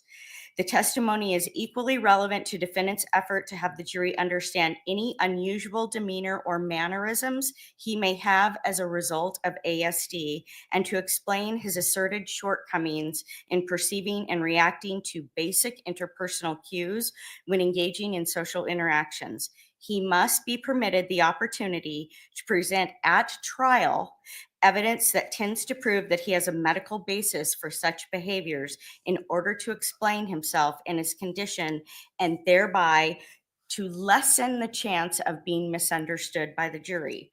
Another case out of Missouri, State versus Boyd, 2004. A Missouri case was reversed on appeal with the exclusion of expert testimony about autism. There were many similar issues as the case here, and it actually was also a stabbing case. The appellate court that the failure to allow expert testimony at trial had a prejudicial impact on the outcome of the trial. There were issues of clumsiness, awkwardness, and motor skills. Another example, State versus Suber, a 2008 Minnesota case. In an unpublished opinion, the Court of Appeals overturned a DUI conviction because the court, who conducted a bench trial, inappropriately weighed the evidence by ignoring expert testimony related to autism. Odd behavior and dexterity problems were at issue. Another case, a Ninth Circuit case, U.S. versus Cottrell, 2009, was not published in West Federal Reporter. It's a California case. A conviction for aiding and abetting arson was overturned because the court excluded expert testimony related to autism on the issue of specific intent. The court held it was an abuse of discretion to exclude the evidence.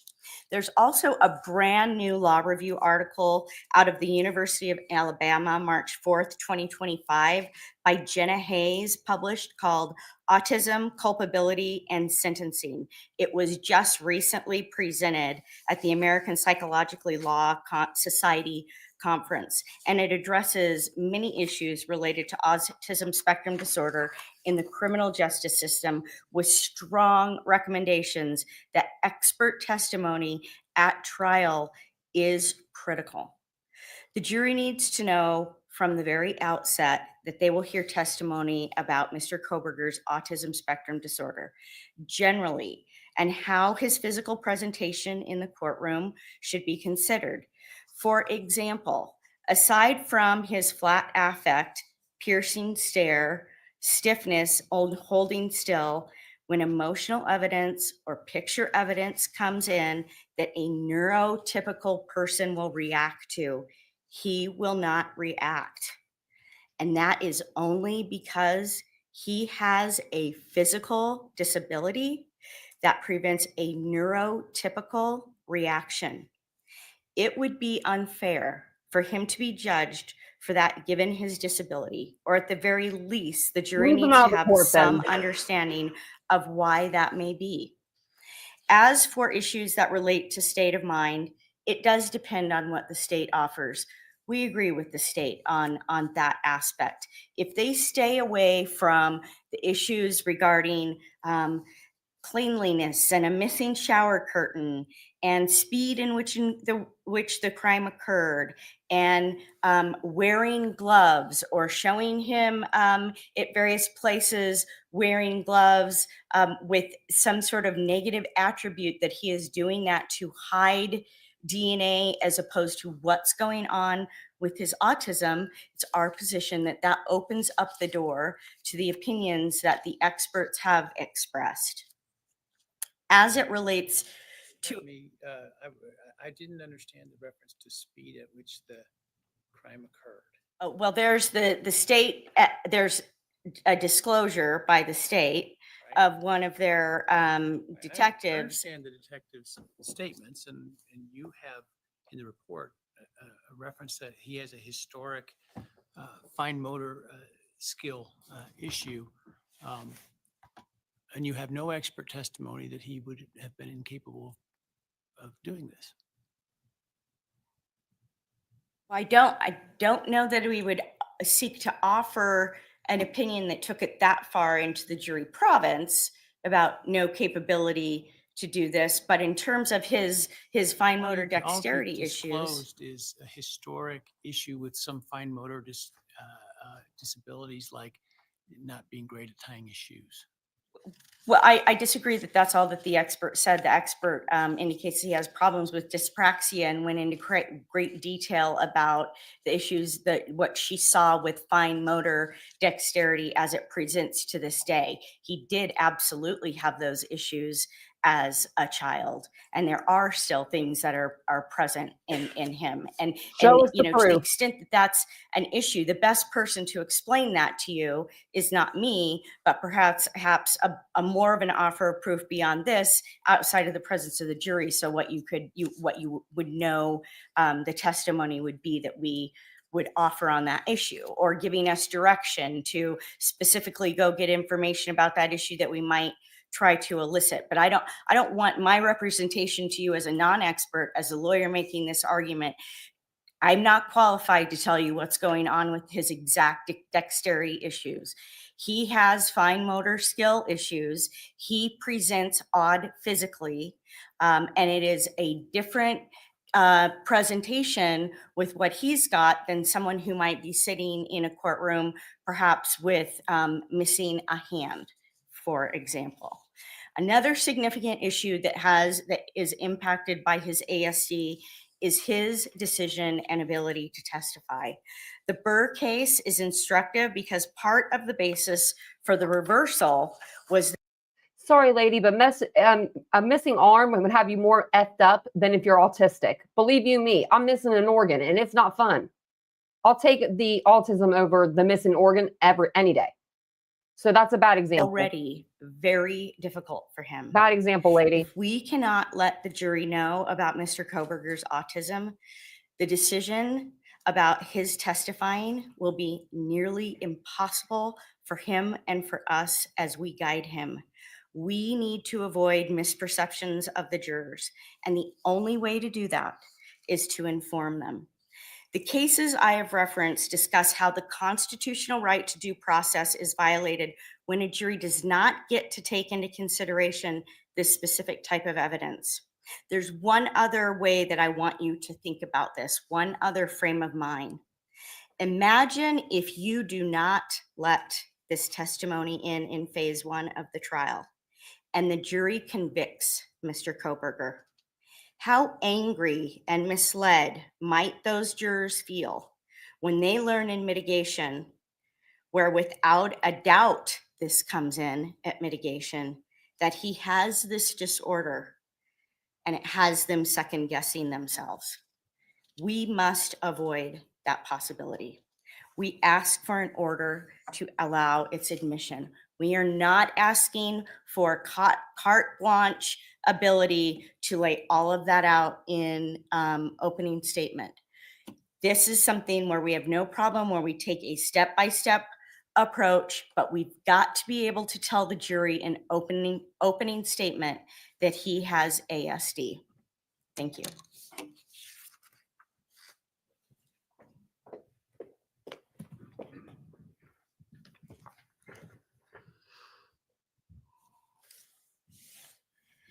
So what we've just heard from the defendant still begs the question of what's relevant and irrelevant in Idaho.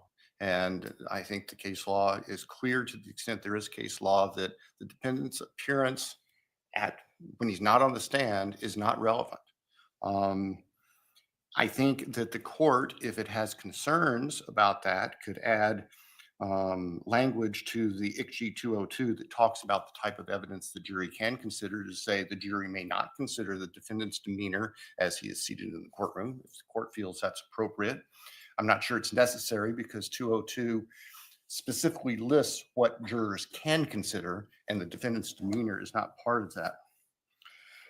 In response to your Honor's question about, or observation that there's no evidence from an expert here that the defendant is incapable of committing these crimes, the response from the defendant was, well, yeah, that's right, which is exactly our concern, because the defendant in his filings took what little was in the expert disclosures and then stretched it out to this conclusion that the defendant is incapable of committing the crimes when the experts don't say that.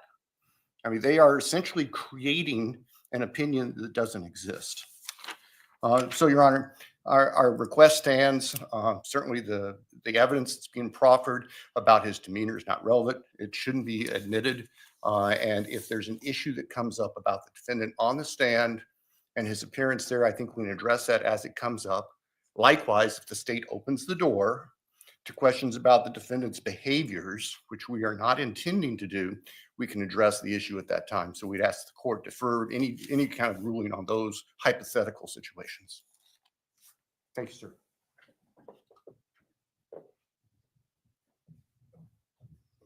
You know, if we didn't have 2.5 years of media coverage to know how Mr. Kohberger's physical presence has been perceived, the state might have a little bit more credibility with that argument that it's not relevant. But we have extensive media coverage that refers to him as evil, as an incel, Don't look at his as looking fly. like a monster with very dark eyes. And it's all based on their analysis of him sitting in the courtroom.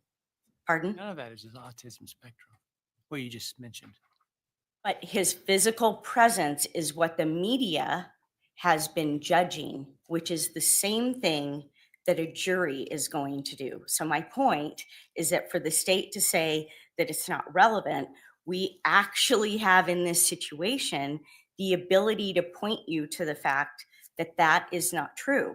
Because what the media has done, I mean, there are, even before the cameras were cut out of the courtroom, there were all kinds of zooming in and stories with experts doing body language studying about him, including the fact that this is how he holds his hands, and there's details about that. So it's disingenuous to say that he's not going to be judged by his appearance. That is exactly what jurors are doing. They're judging the evidence. They are staring at the accused. They're looking for an accused to be remorseful and emotional at evidence that makes everybody else feel bad. And he is not capable of doing that through no fault of his own. And there is, I just explained to you that there are studies that have been done and there's case law on this, that it's important that the jury be informed. There's also a case law that says that none of what happens except in the testimony is relevant. So how do I square those two things? Because Or I give the jury an instruction that specifically says, don't judge this case based on anything except that you hear on that witness stand. And then if I do this, what you're asking me to do, I'm basically telling them, but that's okay. the state's asking you to give a jury instruction that says that. We're asking Part of you the to let us standard put instruction- Part of the standard testimony on. instruction is that the jury may not consider as evidence anything other than the testimony and exhibits admitted in the trial. Judge, I just quoted cases to you where we don't get to live in a state of denial, right? We can pretend, but that's not what exists in society. I So have to we live don't in get a to live in a what state the of law denial. is my concern. Pardon? I have to live in a state with what the current state of the law is And in I just- Idaho. Well, I just gave you You gave examples. me no Idaho cases. But Judge, you can have the courage to be the first one to set it right here then, because autism spectrum disorder is very real in our society. 1 in 59 people have it, 4 times more common in males. I'm not in any way trying to downplay those that may be diagnosed on the spectrum. I'm trying to figure out, how do I do this where I have settled legal precedent that I'm supposed to follow that says the jury may not consider as evidence anything other than the testimony at the witness stand. They can't consider, they're not supposed to consider the demeanor of the witness. Now, I will say, having seen Mr. Kohberger over numerous days now, I haven't seen anything unusual in terms of his demeanor. But, I'm not, scrutinizing him on YouTube the way maybe others are. But Hey, why'd you have to say YouTube? I understand your concern, and I'm not trying to downplay it. I'm just trying to understand how I get there in light of the legal requirements that I'm supposed to tell the jury, don't consider any of that.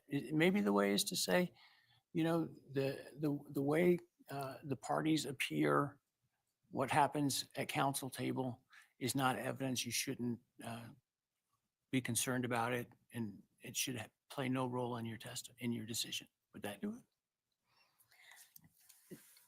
Judge, the proper way to do this is through testimony. I just went through a litany of cases where that's what the courts have said in other states is the way haven't to read those. handle it. I don't think those cases were those cited to it. They're not Idaho cases, no. But then it's an issue of first impression here, right? And so you get to make the decision, and you can get it right. You can allow the testimony, right? I mean, if it's an issue of first impression and you're looking for guidance around the United States, then do what other states are doing. That's the solution. Not a jury instruction.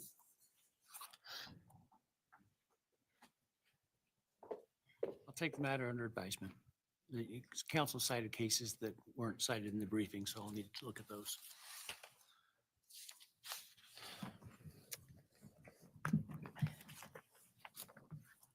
All right, let's talk about the motions to strike the death penalty regarding the same issue.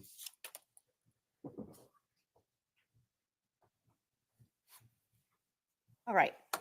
Focusing now to a different phase of the trial and why this should be a grounds to not even let Mr. Kohberger be considered for death. There's too great a risk that constitutionally protected mitigation can be reliably assessed by a jury. The impairments cited by the United States Supreme Court in holding that the death penalty is unconstitutionally reliable for juveniles and people with intellectual disability apply with equal force to people with ASD, and specifically to Mr. Kohberger given his deficits. Courts are expected to apply general legal principles from Supreme Court precedent to new facts. The United States Supreme Court just reiterated this in Andrew versus White, a 2025 decision decided January 21st, 2025. The general legal principle here is that the Eighth Amendment and its requirement of heightened reliability in capital sentencing applies. Unreliability exists when a defendant has an inability to present mitigation evidence, which creates a unacceptable risk of wrongful execution. The four impairments in Atkins, which apply here, are A, less able to give meaningful assistance to their counsel, B, demeanor may create an unwarranted impression of lack of remorse for their crimes, C, typically poor witnesses, and D, mitigating evidence of ID can, quote, be a two-edged sword that may enhance the likelihood that the aggravating factor of future dangerousness will be found by the jury. All four of these impairments apply to ASD generally and to Mr. Kohberger in particular. As to less ability to give meaningful assistance, extremely rigid thinking, he perseverates on specific topics, processes information on a piecemeal basis, struggles to plan ahead, and demonstrates little insight into his own behavior and emotions. He may understand the definition of mitigation, but he has no ability to assist us and understand if what might be mitigating and why. The impairments that he has go all the way back to his very young years, where he walked on his tippy toes, rocked on all fours for extended periods of time, could not engage in imaginative play, wrote his fives upside down and backward. He was provided with extensive supports in school. He was evaluated for ASD, but not properly diagnosed. And bring that to current time where he is at age 28, where he has few personal relationships. He does not have any insight into things like the fact that he once volunteered at the Special Olympics is mitigating, or that he helped save someone's life on the job, and that's mitigating. He can see the logic in the word mitigation, but he has no ability to understand and help us develop a case for him for mercy. His demeanor, he has a limited range of facial expression, odd eye contact, and intense gaze with subtle rocking, sitting very still. This is important because of the impact that jurors assigned and give tremendous weight to perceived remorse or the lack thereof. So again, I'm talking about not phase one, but if we get to phase two, this perceived remorse and their decision about the death penalty. as evidenced, as I've explained, by the media demonizing his appearance. As a poor witness, he has difficult picking up on nonverbal cues. Tone and cadence are abnormal. Affect is stiff, and language is disorganized, repetitive, and oddly formal. He really struggles with making decisions, such as, like I expressed, the decision to testify. He needs instructions repeated to him. He's easily distracted on what is happening around him, or so focused Whatever. that he's lost in the big picture. He perseverates on unimportant details, and these are symptoms of his disability that will either unfairly keep him from testifying on his own behalf or alienate him from a jury and make him easily trapped on cross-examination. And the double-edged sword applies as well, because the stoic affect and incongruent facial expressions may be seen as a lack of remorse, an inability to react to emotional moments that call for emotion, which is often an aggravating factor for juries. Studies in our motion related to striking the death on page 22 to 23 cited the bias towards people with ASD. Again, the media coverage has repeatedly described him as soulless and evil. I want to address the issue of national consensus because the state pointed that out. First of all, the national consensus standard is not something that is required if you make an unreliability finding. But even if you determine that a national consensus is required, there is one because of the factors analyzed, because factors analyzed in Atkins all apply to ASD as a class of person that society wants to protect. They are the same vulnerabilities. ASD individuals like Mr. Kohberger are labeled protected handicap students, below basic academically, unique thinking and reasoning make intellectual function difficult to summarize, poor fine motor skills, not comfortable speaking or overly verbose, can't make eye contact, require repeated instructions. Those were all specific statements in his school records. The Supreme Court has not established a clear Doctoral program? pardon. Is that before his doctoral program in terms of his academics? Yeah, the school records that I'm reporting here were definitely for him as a small child, but I wouldn't say that that there weren't issues that were derived as when he was in undergraduate or his master's degree program. And the other thing that's important is that it's really inappropriate based on what the experts say to put more weight on someone's IQ and less weight and make that IQ overcome adaptive function issues. The Supreme Court has not established a clear methodology for determining when a national consensus exists. The court has looked at state legislators, but also medical and psychological research, international standards, and there is an rapidly increasing awareness of ASD across society, including in the legal system, as outlined in our briefing. As a society, there is a consensus to protect this class of persons.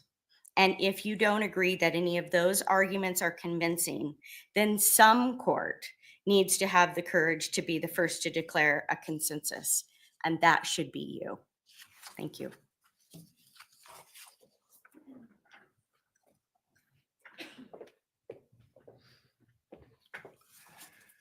Your Honor, I want to start with the Atkins decision because the U.S. Supreme Court are the experts that this court is bound by. And that court specifically found in Atkins that there were two reasons why the individuals they were contemplating could not be subject to death. And it was sub-average intellectual functioning plus significant limitation in adaptive skills. What the defense is asking is to eliminate that first critical component and look only at adaptive skills. And the defendant's not the first to try that. In Idaho, the Idaho Supreme Court has rejected that argument in Dunlap. Now, it wasn't about ASD, but the argument was the same, that mental illness has some of the same conditions that were talked about in Atkins, and therefore the Eighth Amendment prohibits execution. I would note that the Idaho Supreme Court did not even entertain that argument sufficiently to do a symptom by symptom comparison between the mentally ill and those who were found to be intellectually disabled in Atkins. Instead, the court cited, by my count, 10 other courts that had rejected similar arguments and said, we agree with them. I don't know how you can read Dunlap in any other way than the Idaho Supreme Court has said it does not violate the Eighth Amendment unless and until the US Supreme Court extends it.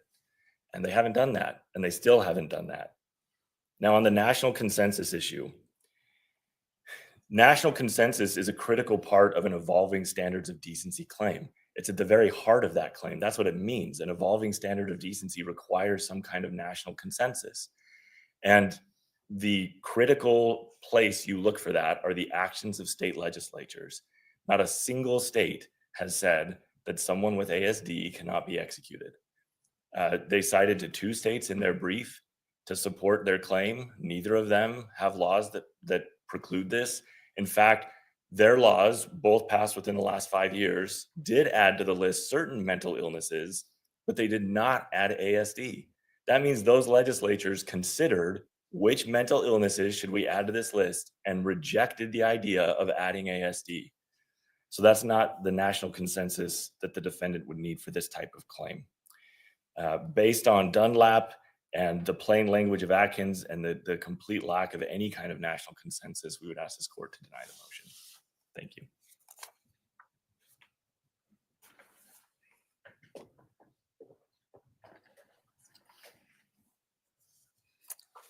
I addressed the issue of national consensus initially, so I'm not going to repeat why that is something that you don't need to find. But I do want to point you to another resource that is really informative, because what we're asking is that you make this finding on the unreliability principle. And Scott Sunby has an article titled "The True Legacy of Atkins and Roper, the Unreliable Principle and the Unraveling of the Death Penalty." And that explains the court's pathway on how Atkins and Roper is focused really on why society protects people with vulnerabilities, and why people with vulnerabilities like ASD cannot properly be reliably mitigated in front of a capital qualified jury. And that's why you should strike the death penalty in this case. Thank you. Thank you. I'll take the matter under advisement and issue a written opinion. Let's address what I have is to be the last item, which is the motion to strike the death penalty regarding discovery.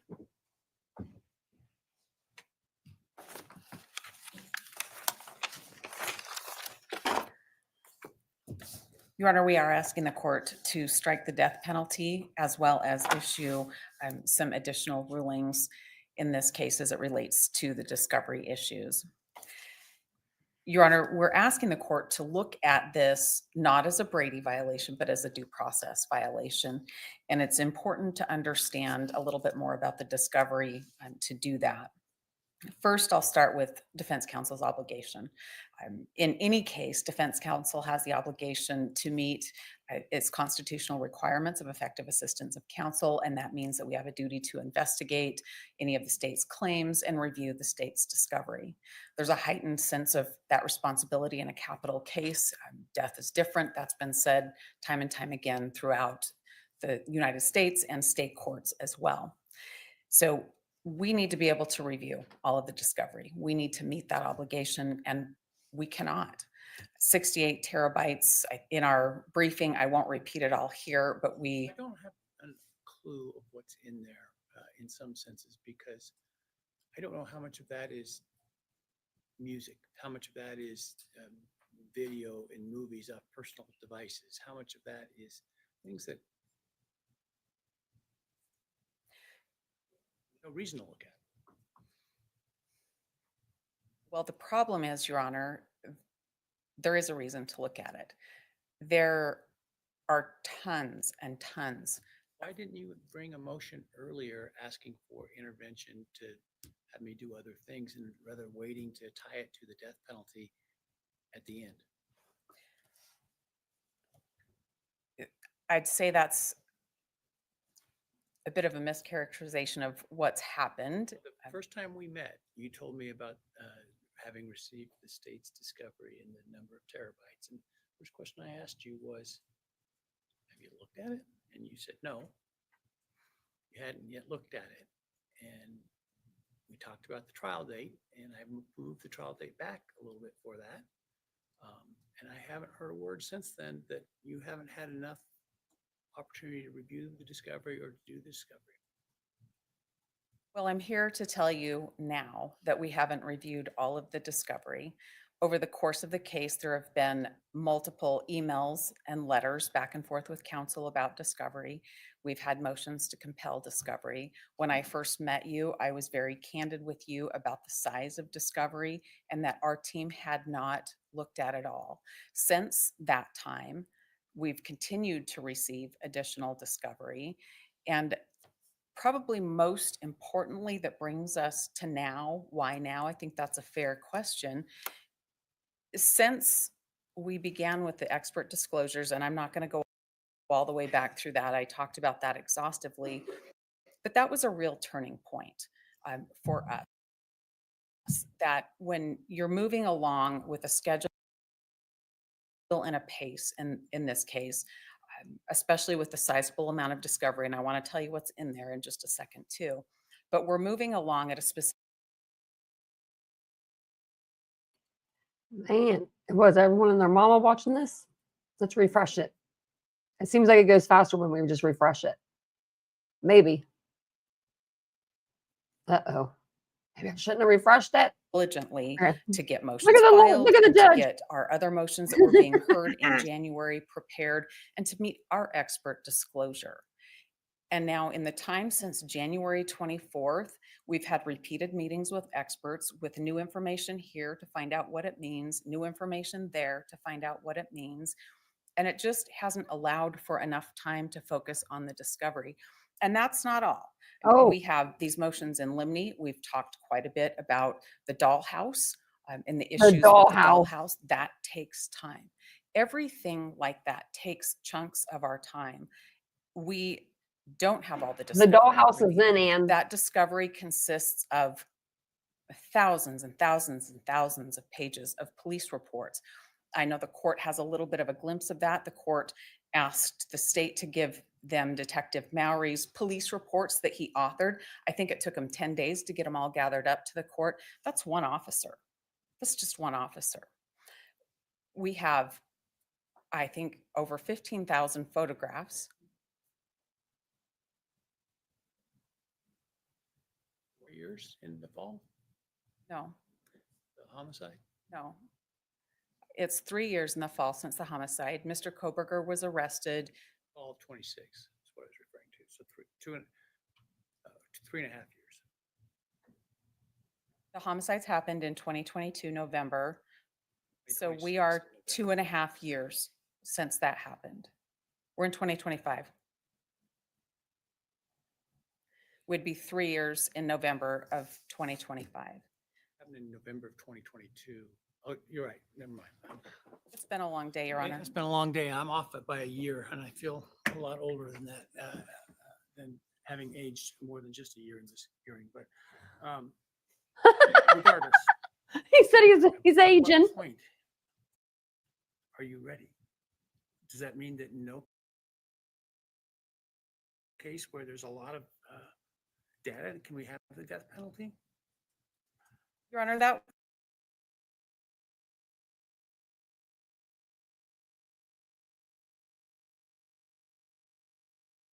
What is going on? My internet has a full connection, so it must be on their side.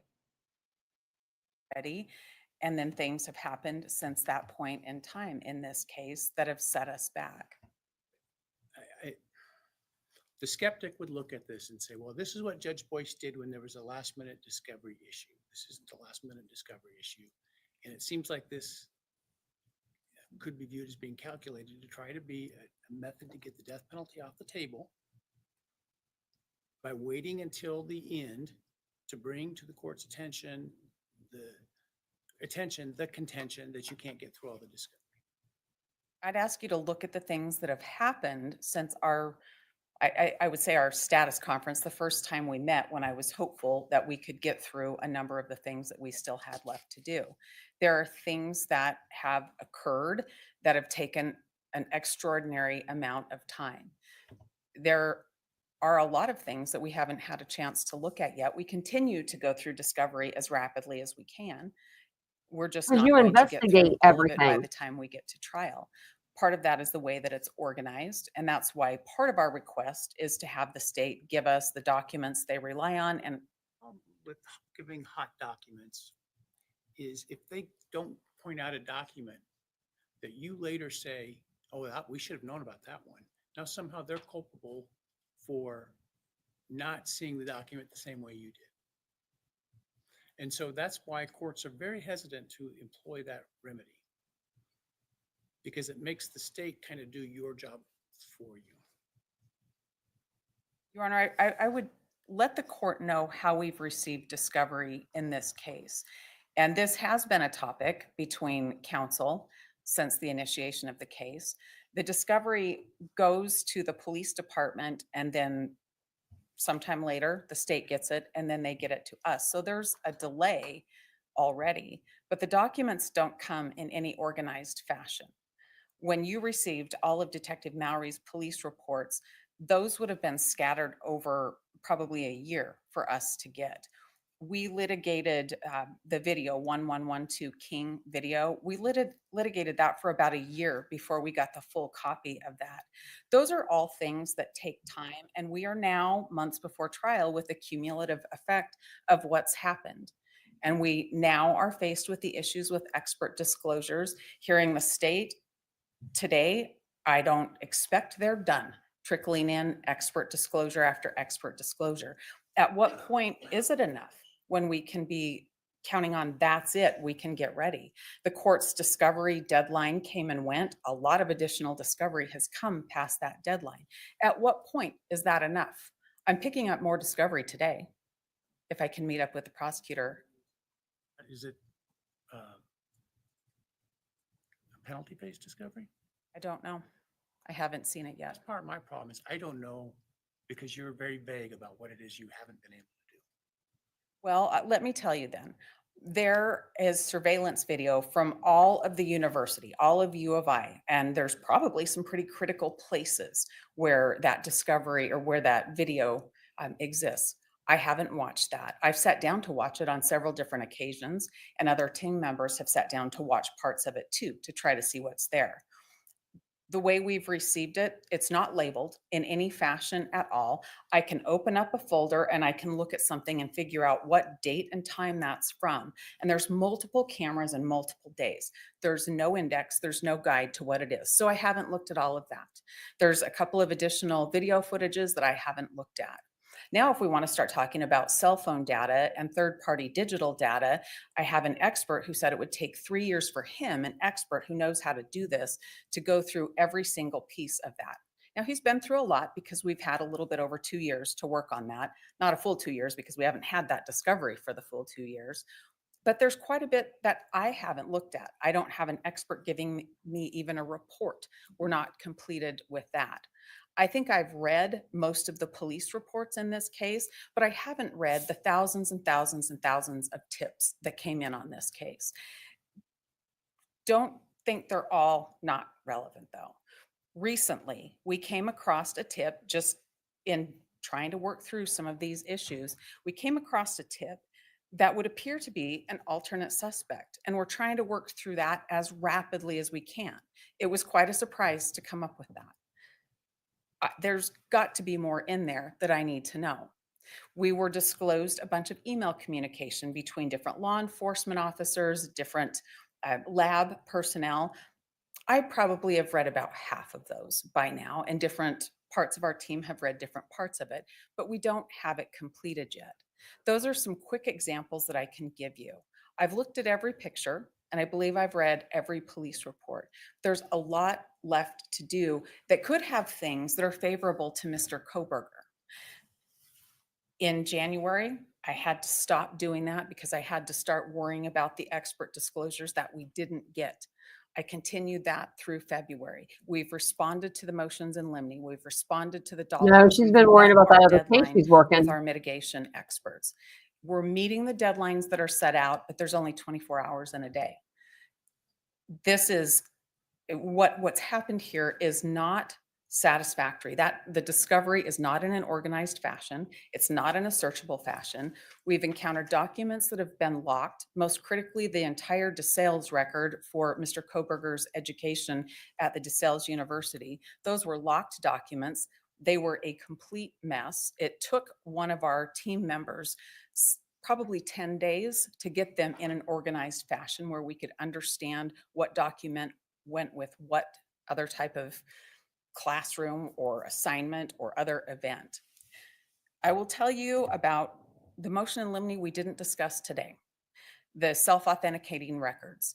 When we received the state's initial list, these are the list of things that we want to put in with a certificate. We went through those discovery folders, and those didn't contain just one document.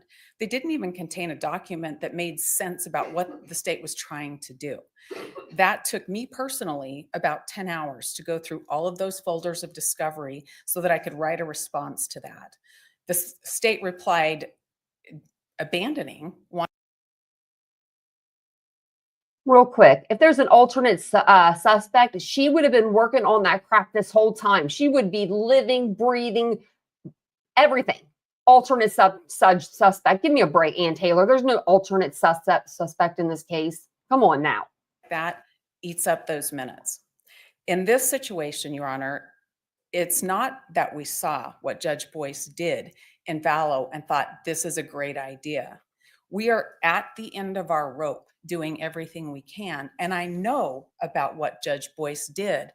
And I have to come to you and say, you need to do this too. This impacts Mr. Kohberger. I can't not bring this motion because somebody might think I was waiting to the last minute. I can tell you we weren't. We weren't. We've been working as diligently as we possibly can work on this case. We have understood the court's. Have you gone to Judge Monson to ask for additional resources? Well, Your Honor, we do have an additional resource. We recently added our attorney, Ms. Barlow, to A team of another 5 or 6 paralegals, for example, to go through stuff. I can definitely do that. I don't know how that puts the information in my head fast enough, but I can That's the definitely do point that. of having litigated many very large cases, you have staff to tell you, here's an important document. And then that one comes to your attention from the, as you pointed out, the gigabyte or terabytes of probably pointless video cameras that nobody's ever going to rely on that don't show a thing. If I'd had a team of 5 more paralegals that understood the case already, that would be one thing. I'll do I it. certainly can ask Judge Monson for additional resources. I certainly can try to get somebody to understand what the issues are. I don't have a problem doing that, but that doesn't change where we are now. That doesn't change the things that have come up that have impacted our ability to prepare. I understand that the court has said this is the trial date, it's carved in stone, and I've done my best to adhere to it, and I'm here now saying that the death penalty needs to be struck so that there's fairness to Mr. Kohberger. The remedies for the court are to strike the death penalty Fairness. and to have the state give us a list of Brady documents and the documents that they want to rely on. This is a huge amount of discovery, and we don't have the same resources of the state. I'm going to get a list of the documents here in terms of exhibits in the next few days, I would imagine. I'm not sure. April what is that date? Well, it's just a little over a week away. Ours are due the same day. Well, but there's things on there that you didn't anticipate. This is a process where there's the ability to add things by your part if there's things that you didn't add, if you discover something else in there. The point is you will know generally the universe of documents that the state's going to rely on in 2 weeks. I will know those. I will know those. And when I produce mine, the state will know what I can rely on, but I don't know what I don't know yet. And it sounds like you would never know what you don't know, given what you've told me it's going to take, 18 billion years to get through. Well, I don't think it'll take 18 billion years, Your Honor. I think that Well, it was several decades, as I recall, is what you'd said, or several hundred years. I can promise you I won't take several hundred years, but You see my point? That's what you said it would take to get through that, like, an individual. I have a hard time taking that at face value because that's not a realistic answer. my realistic answer, Your Honor, is that we were working, and we still are working diligently, but the discovery was one of the biggest things that we were doing, methodically going through that discovery so that we could understand everything that the state had given us, even in its disorganized fashion. And that changed with the things that have come up over the last few months. Our entire plan, our schedule has changed to be responsive to everything else. And that's not Mr. Kohberger's fault. Complex litigation generally, when you're in the expert phase. I mean, that's not unusual. I guess, Your Honor, I think it's unusual when deadlines are blown by the state or not adhered to by the state, and our client pays the price for that.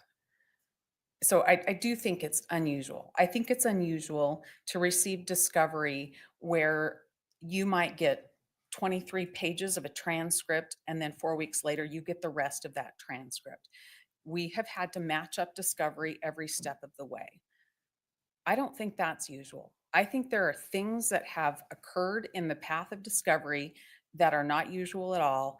And I think things that have happened. I guess my point is if the discovery is being provided in that way, this is something I should have heard about in September.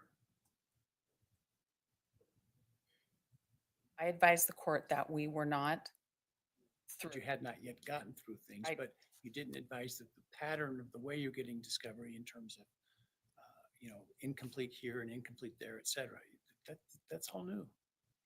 I agree that that's new to Your Honor. I know that we discussed a sizable amount of recent discovery we had gotten. Those issues came up prior to this court taking the case over. We had talked about the way discovery was being received early on in the case. We filed discovery request after discovery request, in addition to talking about the mismatched way discovery was received. That has been put on the record. My hope was with the state's discovery deadline, with that cutoff date, that we'd be able to pull it together. My hope has been that until these new things have happened to shift us off the course that we were on. And I'm here to tell you about it today. I think it would be a lot worse if I stood up at jury trial and you said, is the defense ready? And I said, no, we haven't read all the discovery. So this is my opportunity. Right, that would make me happy. Well, this is my opportunity to let you know. We filed this motion several weeks ago. So the prosecutor and the court's been advised. We have been diligently trying to get through it all. We can't. It wouldn't matter if I had 10 more people right now, given the shortness of time with that. But I know that there are remedies the court can take. I understand I'm going to get their exhibit list. The court can order them to tell us what are the hot documents, where are the Brady issues. It's not enough just to give it to us in this volume of discovery. We need it identified, especially given the short time. But our position is that the court should strike the death penalty in this case. It will take the heightened level of pressure down, and it will allow us to focus on the trial phase only, rather than the mitigation phase as well. There is precedent in Idaho. The court knows. Circumstances were completely different, though, counsel. I'm not saying our circumstances are identical, but it's a due process issue, just like was analyzed in the Vallow case. That was analyzed as a due process issue because counsel didn't have the opportunity to be prepared. And that was grounded in other case law. That was Riviera versus Clementi, Grover versus Florida, and Lopez versus Matthews. And those apply now. We do not have an opportunity to meet the state's discovery, even though we've diligently been trying to do so. And this is the appropriate remedy. And we're asking the court to make the orders for the court for the state's disclosures and to strike death.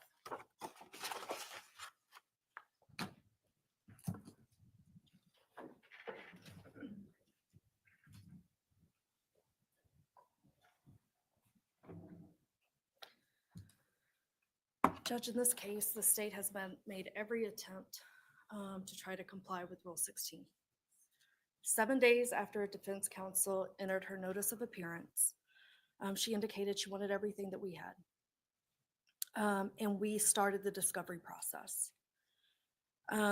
This was continued routinely throughout this case.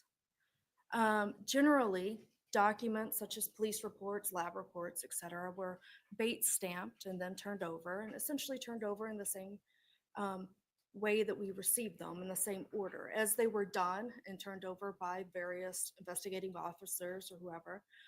We put a bait stamp on them. Photographs were done in the same fashion. Larger files, and I could say that, for example, most of the files that come from the FBI tend to be larger files that can contain a multitude of different things. Those were placed in an AV folder and discovered. Were they meaningfully indexed? I can tell you for FBI documents, the defense was provided essentially an index for all FBI documents because they requested everything that was on a shared drive for the FBI, and that was turned over with a searchable index. Mention of a problem because of the password protection of documents. Yes, and we addressed that. Actually, we first heard of that in, I believe, April of 2023, and Mr. Thompson wrote a letter to Ms. Taylor saying that he understood that some of the PDFs were locked, but advised counsel they could get around password protection by hitting print to PDF and then saving, and that allowed those documents to be searchable. They were advised of this over 2 years ago. It's true there's a large amount of discovery. There was a 6-week-long investigation prior to a substantiated tip that led to Mr. Kohberger's arrest. So yes, there was a massive amount of discovery. We extracted cell phones for anyone that had any kind of connection to the victims. We gathered surveillance video for weeks, if not months, of random places throughout Moscow trying to figure out what happened. So to answer your question, there's a ton of discovery, and the majority of it is completely irrelevant. Are you aware of any Brady information that is in the cameras that are not the ones listed in your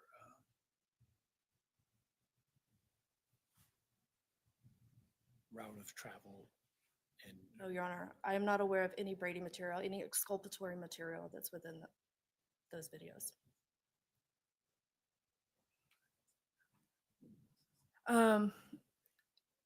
The defense is right. All discovery was routed through MPD. We have a central location for collecting all the evidence, all the information, and then it was sent to our office.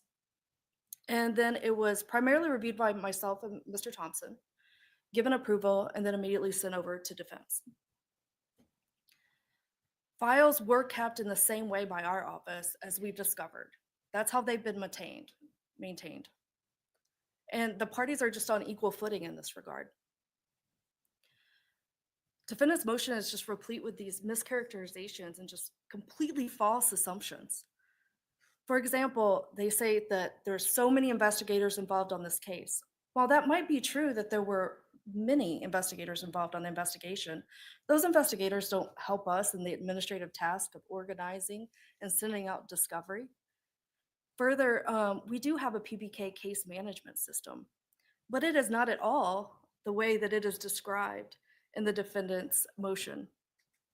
For example, we don't have this global search function. We don't have the ability to just generate reports based off of witnesses. Agencies can't just directly upload into our system. We just don't have that capability. The reality is we rely on a self-created spreadsheet.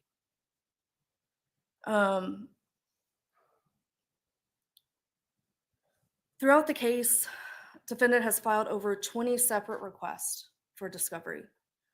There's been 400 itemized requests for different items, and the state hasn't just simply responded with whether or not we complied.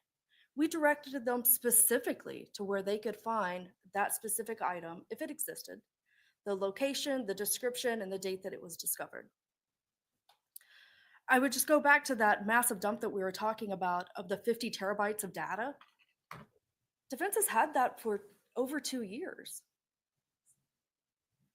It's hard to, I guess, rebut a lot of the allegations because there's no specifics. They just talk in these general terms about all of this data, and I'm not totally sure how to respond other than we've given over the data as we've received it.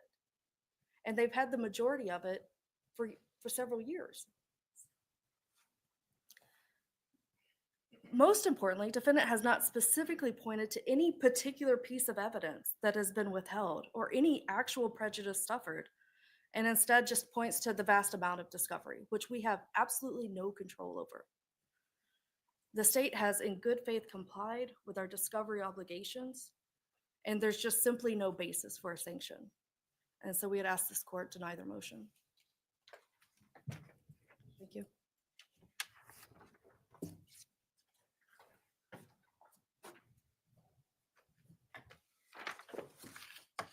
This motion is not about withheld discovery. This motion is about discovery in the format it's in, the vast amount of it, and what's happened over the last few months that have taken us off track and our inability to be prepared. And that remains true. The 50 terabyte server that we received sometime in April of 2023 is the one that contains the U of I footage, and it contains a lot of footage around the town. We have been able to go through most of the footage other than the U of I. When the court asked the prosecutor, Counsel, is there any known Brady material in the U of I surveillance cameras? Not to the state's knowledge. Your Honor, I think you'd have to watch that at various relevant times to know if there is or not. I think when you're thinking about Brady material, when we're thinking about video surveillance, and we'll go back to what we talked about the vehicle before and how Special Agent Immel's going to testify,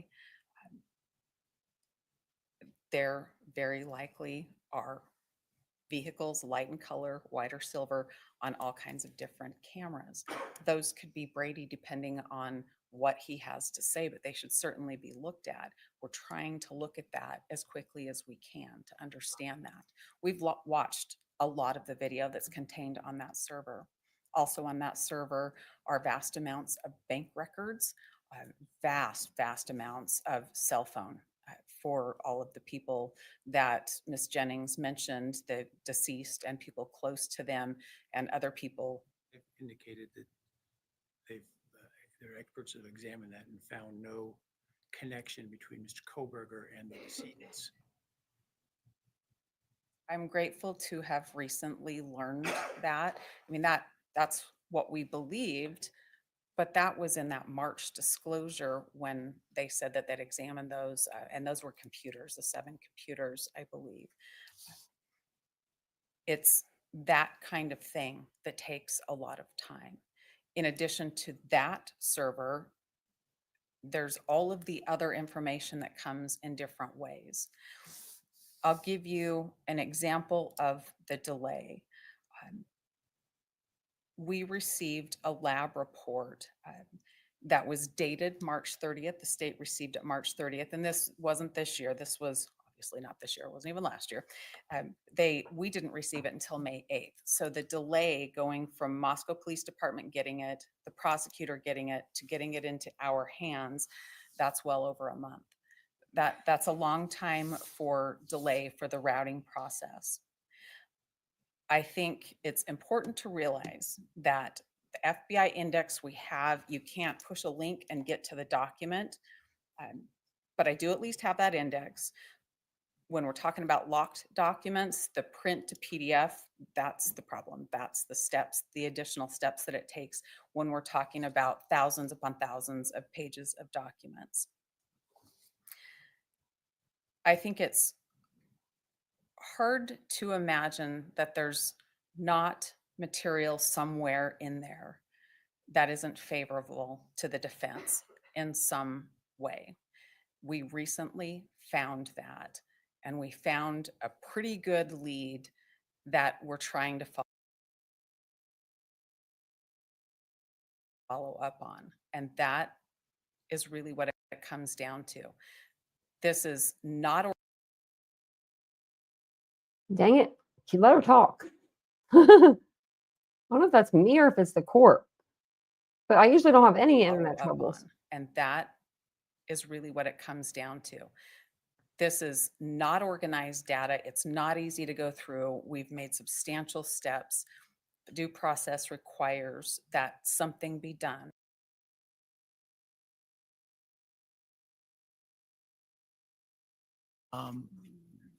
Number one. Number two, with respect to the What was witness. number one? Hold on a second. What was number one? I didn't hear it. With the exhibit list. Now, I will say the exhibit lists need to be specific and detailed, not exhibit 3 video. Not exhibit 3 video from X bank. It's exhibit 3 video from X bank minutes 25 through 27. Detailed, specific. I would also look at as a issue whether it might be appropriate to require the state to certify that it is unaware of any exculpatory material that it views as exculpatory, that it would, for example, feel it would have the obligation to bring forward if the defense were unaware of it, that has not been identified by the defense throughout the motion practice and discovery and their exhibits and witnesses, et cetera. But I will look at the issue and issue a written opinion on the matter, because I think Oh, obviously, good at a golly. minimum, for appellate purposes, you'll want that. So with that. He said for I don't appellate believe we have purposes. Any other motions to take up today? Did I miss any? No, we're good. What? Your Honor, we wanted to approach the court in regard Okay. to Bill. the review of the jury questionnaire and whether that can be conducted remotely, and when the court would like to do that. Yeah, so I haven't had a chance to look through your responses to my proposed jury questionnaire. I will do that. Keep that just as a tentative. We can do it by Zoom or WebEx or something like that remotely. There's no need to travel down here to do that. And it may be that I simply just need more time, and we'll tell you, let's take it up at the pretrial conference. I think we'll have time if we get it done at that time. So Thank you, sir. I didn't anticipate that I would actually get to the point where I would have given you my draft of what I think it ought to look like by this deadline. So that's part of the reason I had calendared it. So. And I can tell you, we very much appreciate that the court was able to provide us with your draft, because I think that simplified the issues. And as you review them, they're just a handful of things that are potentially in dispute. All right. Anything else from defense? Your Honor, with regards to the exhibits, because they're now scheduled to be due the same day, we'd actually like to see if we could have an additional week. I will give before- you additional 1 week after the state's exhibits are due. Thank you. All right. I think Bye. with that, we are adjourned. Thank you.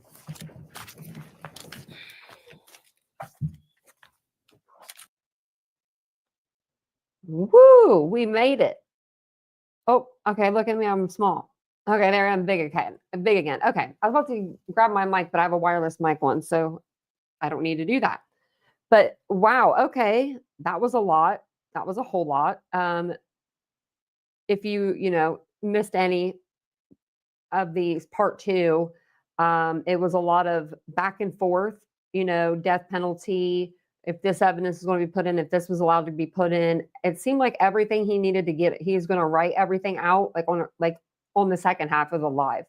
A lot of the first part, he was answering the questions kind of as they were going along, but he definitely is, in my opinion, not an Anne fan.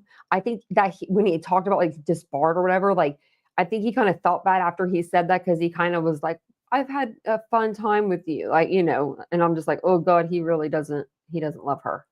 So I'm going to jump off here because I have to go to the store and get my cat everything under the sun before he wakes up from his nap, which he's probably up. I don't know. I haven't seen him. He hasn't come to the door and made any noise, but he will, and I'll hear him coming because his little paws creak. He's old. he's like 17 or 18. His little paws, he's like, I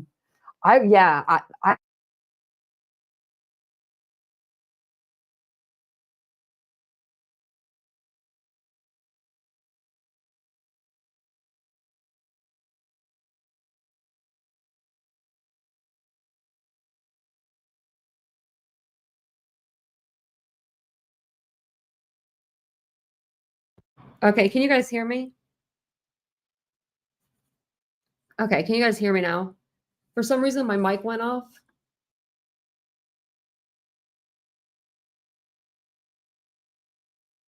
Okay, so my mic went off, so I have to use my MacBook. It died.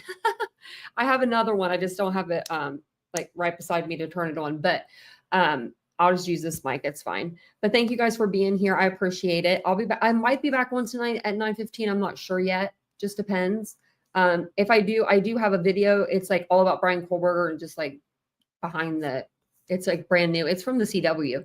But we could tune into that. I have a picture I want to show you guys of the back of the house. And I think it's like, I don't know. I'm not gonna get your guys' opinion on it. But I think that's all that I have for you guys.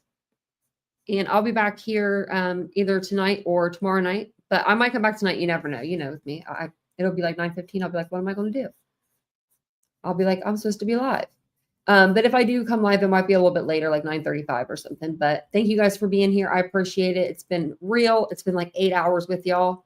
But I'll see you guys all later on this evening. If not, I'll see you tomorrow. Have a good night. Bye, guys.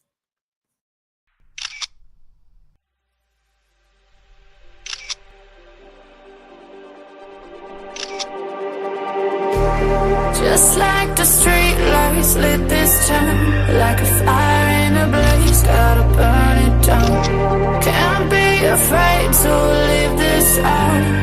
We got this far, don't know how. I see danger in your eyes. They know we'll burn down the night.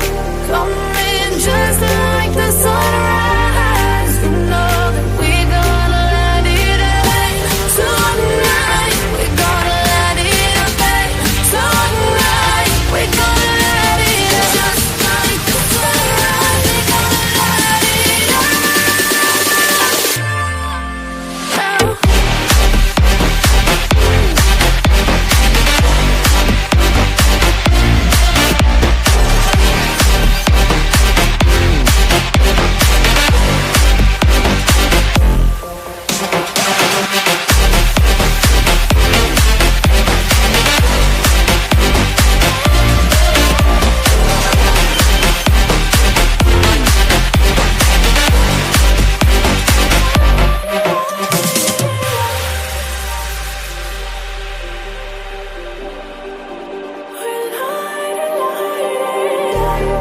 just like a spark that's breaking out.